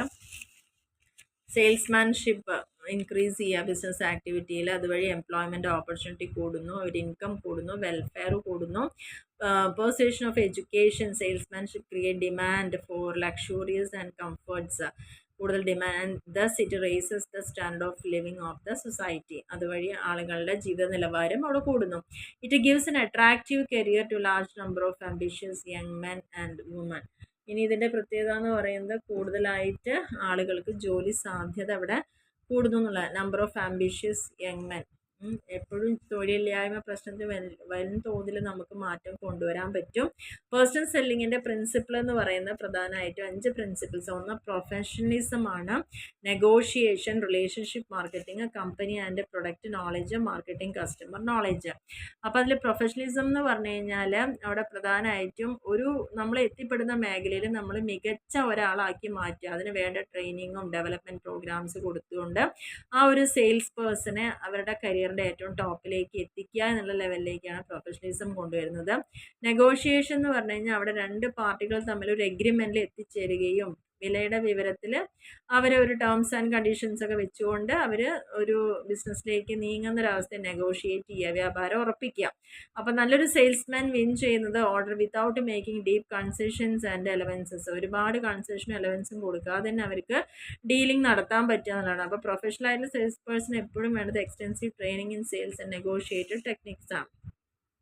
റിലേഷൻഷിപ്പ് മാർക്കറ്റിംഗ് ഉണ്ടായിരിക്കുക. അപ്പോൾ ഇതിലൂടെ നമുക്ക് നല്ല രീതിയിൽ തന്നെ സെയിൽസ് അവിടെ ഇൻക്രീസ് ചെയ്യാൻ പറ്റുന്നു എന്നുള്ളതാണ്. കസ്റ്റമർ റിലേഷൻ നല്ലൊരു ഇമ്പോർട്ടൻറ്റ് റോളാണ് ഇന്നത്തെ കാലത്ത്. പേഴ്സണൽ സെല്ലിങ് മോസ്റ്റ് ഇഫക്റ്റീവ് മെത്തേഡുമാണ് ആ റിലേഷൻഷിപ്പ് ബിൽഡ് ചെയ്യുന്നതിൽ. കമ്പനി ആൻഡ് പ്രൊഡക്റ്റ് നോളജ് ഉണ്ടായിരിക്കുക. സെയിൽസ് പേഴ്സണ് നന്നായിട്ട് കമ്പനിയെക്കുറിച്ചും പ്രൊഡക്റ്റിനെക്കുറിച്ചുള്ള അറിവുണ്ടെങ്കിൽ മാത്രമാണ് സെയിൽസ് നടത്താൻ പറ്റുള്ളൂ. നല്ല രീതിയിൽ മാർക്കറ്റ് ചെയ്യുക, കസ്റ്റമർ നോളജ്. സെയിൽസ് പേഴ്സൺ എപ്പോഴും കസ്റ്റമറുമായിട്ട് വളരെ അടുത്ത് ഇടപഴകുന്ന ആളായതുകൊണ്ട് തന്നെ most other personal in the ഓർഗനൈസേഷനിൽ ചിലപ്പം ആ കമ്പനിയുടെ ഉടമയ്ക്ക് പോലും അറിയുണ്ടാവില്ല, പക്ഷേ സെയിൽസ്മാന് ആ ഒരു കസ്റ്റമറുമായിട്ട് നല്ല ഡീലിങ്സ് ആയിരിക്കും ഉണ്ടായിരിക്കുക. ഇതൊക്കെയാണ് പേഴ്സണൽ സെല്ലിങ്ങിൻ്റെ പ്രിൻസിപ്പിൾ എന്ന് പറയുന്നത്. Professionalism, negotiation, relationship marketing, company and product knowledge, marketing and customer knowledge. ഇനി 27ാമത്തെ എസ്സേ ക്വസ്റ്റ്യനിൽ പറയുന്നത് എന്താണ് ഇ കൊമേഴ്സ്, അതിൻ്റെ അഡ്വാൻറ്റേജിന് നമുക്ക് വളരെ ഈസി ആയിട്ട് തന്നെ പറയാൻ പറ്റും. ഇ കൊമേഴ്സ് സിംപ്ലി നമ്മൾ എന്താ റെഫേഴ്സ് ചെയ്യുക, ഇലക്ട്രോണിക് മീഡിയ യൂസ് ചെയ്തുകൊണ്ട് കൊമേഴ്സ് നടത്തുക. ഇ കൊമേഴ്സിൽ buying and selling of goods and service through internet, എളുപ്പത്തിൽ പറയാൻ പറ്റും. ഇൻ്റർനെറ്റിൻ്റെ സഹായത്തോടു കൂടി സാധനങ്ങളും സേവനങ്ങളും വാങ്ങുകയും വിൽക്കുകയും ചെയ്യുന്നതിനെ തന്നെയാണ് ഇ കൊമേഴ്സ് എന്ന് പറയുന്നത്. അപ്പോൾ ഇവിടെ ഒരു പ്രോസസ്സ് എന്ത് തന്നെയാണ്, ഒരു ബിസിനസ് ട്രാൻസാക്ഷൻ നടക്കുകയാണ്, രണ്ടോ അതിലധികമോ പാർട്ടീസ് തമ്മിൽ ഒരു കമ്പ്യൂട്ടറിൻ്റെ സഹായത്തോടു കൂടിയോ അല്ലെങ്കിൽ നെറ്റ്വർക്കിൻ്റെ സഹായത്തോടു കൂടി ബിസിനസ് ചെയ്യുന്നു. It is the actual buying and selling of goods and services electronically അല്ലെങ്കിൽ ഓൺലൈനിലൂടെ ചെയ്യുന്നുണ്ട്. അത് ഡിഫൈൻ ചെയ്യുന്നുണ്ട്. Sharing of business information, maintaining business relationship, conducting business transaction by means of telecommunication networks. ഇതിനെത്രയാണ് ഇ കൊമേഴ്സ് എന്ന് പറയുന്നത്. അതുകൊണ്ടുള്ള അഡ്വാൻറ്റേജ് എന്താ, കമ്പനികൾക്ക് ഒരുപാട് മാർക്കറ്റ് ഷെയർ, ഗ്ലോബൽ റീച്ചിലേക്ക് എത്താനൊക്കെ ഒരു സാധ്യമാവും എന്നുള്ളതാണ്. അവരുടെ മാർക്കറ്റ് വളരെയധികം എക്സ്പാൻഡ് ചെയ്യും. മിനിമം ക്യാപിറ്റൽ മതി. മെറ്റീരിയൽസൊക്കെ വളരെ എളുപ്പത്തിൽ പ്രൊക്യൂർ ചെയ്യാനും സർവീസൊക്കെ കിട്ടാനൊക്കെ എളുപ്പമാണ്. ഷോർട്ട് ടേൺ അല്ലെങ്കിൽ ഈവൻ എലിമിനേറ്റ് ഡിസ്ട്രിബ്യൂഷൻ ചാനൽസൊക്കെ അവിടെ വേണ്ട എന്നുള്ളതാണ് വേറൊരു പ്രത്യേകത. കാരണം കമ്പനി ടു കസ്റ്റമറിലേക്ക് തന്നെയാണ് എത്തുന്നത്. അപ്പോൾ ഒരു ഇടനിലക്കാരുടെ ആവശ്യമൊന്നും അവിടെ വരുന്നില്ല എന്നുള്ളതാണ്. ഇനി ഇതിനെ കൊണ്ട് എനേബിൾസ് കസ്റ്റമൈസേഷൻ ഉണ്ടാവുക എന്നുള്ളതാണ് പ്രൊഡക്ട്സിനൊക്കെ. പിന്നെ അതേപോലെ തന്നെ കൺസ്യൂമേഴ്സിനുള്ള അഡ്വാൻറ്റേജ് എന്ന് പറയുന്നത് നമുക്ക് ഒരുപാട് ഓഫേഴ്സ് കിട്ടുക, പിന്നെ 24 hours ഇത് വർക്കിംഗ് ആണ്, ഇതിലൊരു മുടക്കങ്ങളില്ല, അവധിയില്ല എന്നുള്ളതാണ്. അപ്പം നമ്മളുടെ അടുത്തുള്ള സ്റ്റോറുകൾ എന്ന് പറഞ്ഞാൽ ചിലപ്പോൾ ചില പ്രത്യേക ദിവസങ്ങളിലൊക്കെ ഒരുപാട് അവധികളൊക്കെ കിട്ടാനുള്ള ചാൻസ്. പക്ഷേ ഇവിടെ ഒരു അവധിയില്ലാതെ പണിയെടുക്കുന്ന ഒരു മാർക്കറ്റ് തന്നെയാണ്. നമുക്ക് സമയം വളരെ എളുപ്പം അവിടെ പോയി പർച്ചേസ് ചെയ്യണം. നമുക്ക് വീട്ടിലിരുന്നുകൊണ്ട് തന്നെ നല്ല രീതിയിൽ തന്നെ നമ്മുടെ ടൈമൊക്കെ സേവ് ചെയ്യാനും മണി സേവ് ചെയ്യാനും എഫേർട്ട് സേവ് ചെയ്യാനൊക്കെ സാധിക്കുന്നു. പിന്നെ കൂടുതൽ ചോയ്സുകൾ നമുക്ക് ഇവിടെ കിട്ടുന്നു. കമ്പാരിസൺ അവൈലബിൾ ആണ്, പ്രൈസും പ്രൊഡക്റ്റും ഒക്കെ ഗ്ലോബൽ മാർക്കറ്റ് പ്ലേസിൽ തന്നെ പ്രൊവൈഡ് ചെയ്യാൻ പറ്റുന്നതാണ്. ഇനി ഇതിൻ്റെ പോരായ്മ ഇ കൊമേഴ്സിൻ്റെ എന്ന് പറയുമ്പം എപ്പോഴും ടഫ് കോമ്പറ്റീഷൻ, ലാർജ് ബിസിനസ്സുമായിട്ട് നമുക്ക് ഒരു വൻകിട മത്സരം തന്നെ ഇവിടെ ഉണ്ടാവുന്നുണ്ട്. പിന്നെ security fears as a major ബാരിയറാണ്. ഒരുപാട് സെക്യൂരിറ്റി ഇഷ്യൂസ് ഒക്കെ ഉണ്ടാവാം. പിന്നെ കമ്പ്യൂട്ടർ വൈറസിനുള്ള ചാൻസും ഹാക്കിങ്ങിന് നമ്മുടെ ഫയൽസൊക്കെ ആക്സസ് ചെയ്യാനുള്ള ആ ഒരു ചാൻസൊക്കെ ഉണ്ട്. പിന്നെ പ്രൊഡക്റ്റ് ഡീറ്റെയിൽസ്, അത് ഇൻഫർമേഷൻസൊക്കെ വൾനറബിൾ ടു ഡൗൺലോഡിങ് ബൈ കോമ്പറ്റീറ്റേഴ്സും എല്ലാം അവരും ഇത് കാണുകയാണ് നമ്മുടെ എല്ലാ കാര്യങ്ങളും. അപ്പോൾ അതൊക്കെ അവിടെ ചോർത്തിയെടുക്കാനുള്ള സാധ്യതയൊക്കെ ഉണ്ട്. പിന്നെ പുതിയ ടൈപ്പ് ഓഫ് ഇൻ്റർമീഡിയറീസ് ഒക്കെയാണ് ഇ കൊമേഴ്സിന് ആവശ്യമായിട്ട് വരുന്നത്. ഈ ഇൻ്റർമീഡിയറീസ് ആഡ് ടു ട്രാൻസാക്ഷൻ, അങ്ങനെ നമ്മൾ അങ്ങനെ ഇൻ്റർമീഡിയറിയെ വെക്കുമ്പോൾ അവിടെ നമ്മുടെ കോസ്റ്റ് ആഡ് ചെയ്യാനുള്ള ചാൻസ് കൂടുതലാണ്. അപ്പോൾ ഇത്രയാണ് ഇ കൊമേഴ്സ് കൊണ്ടുള്ള നമ്മുടെ പോരായ്മകൾ അല്ലെങ്കിൽ എൻ്റെ ദൂഷ്യവശങ്ങൾ എന്ന് പറയുന്നത്, ലിമിറ്റേഷൻസ്. അങ്ങനെ നമ്മുടെ സെക്കൻഡ് സെമസ്റ്ററിൻ്റെ ബികോമിൻ്റെ മാർക്കറ്റിംഗ് മാനേജ്മെൻറ്റിൻ്റെ കഴിഞ്ഞ വർഷം നടത്തിയിട്ടുള്ള എക്സാമിൻ്റെ ക്വസ്റ്റ്യൻ പേപ്പറും അതിൻ്റെ ഒപ്പം തന്നെ പരമാവധി നമുക്ക് അതിലേക്ക് എത്തുന്ന രീതിയിലുള്ള ആൻസർ കീയും കൂടിയാണ് ഇവിടെ പ്രൊവൈഡ് ചെയ്തിരിക്കുന്നത്. അപ്പോൾ ഇനി ഈ വരുന്ന സെക്കൻഡ് ബികോമിനുള്ള ആളുകൾക്ക് കുറച്ചും കൂടി ഇത് ഹെൽപ്ഫുള്ളായിരിക്കും. BBAക്കാർക്കാണെങ്കിലും ഈ ക്വസ്റ്റ്യൻസ് എല്ലാം അവർക്കും ഇതൊക്കെ വരാൻ ചാൻസ് കൂടുതലുള്ളത് തന്നെയാണ്, അല്ലെങ്കിൽ അവരും പഠിക്കുന്ന ഭാഗങ്ങൾ തന്നെയാണ്. അപ്പോൾ അവർക്കും ഇത് വളരെ ഹെൽപ്ഫുള്ളായിരിക്കും എന്നുള്ളതാണ് പറയാനുള്ളത്. അപ്പോൾ ഈ പറഞ്ഞ കാര്യങ്ങൾ, ക്വസ്റ്റ്യനും ആൻസേഴ്സൊക്കെ പരമാവധി നിങ്ങൾക്ക് മനസ്സിലാവുന്ന രീതിയിൽ തന്നെ ഇവിടെ എക്സ്പ്ലെയിൻ ചെയ്തിട്ടുണ്ട്. എല്ലാവർക്കും ക്ലിയർ ആയി എന്ന് വിചാരിക്കുന്നു. Okay, thank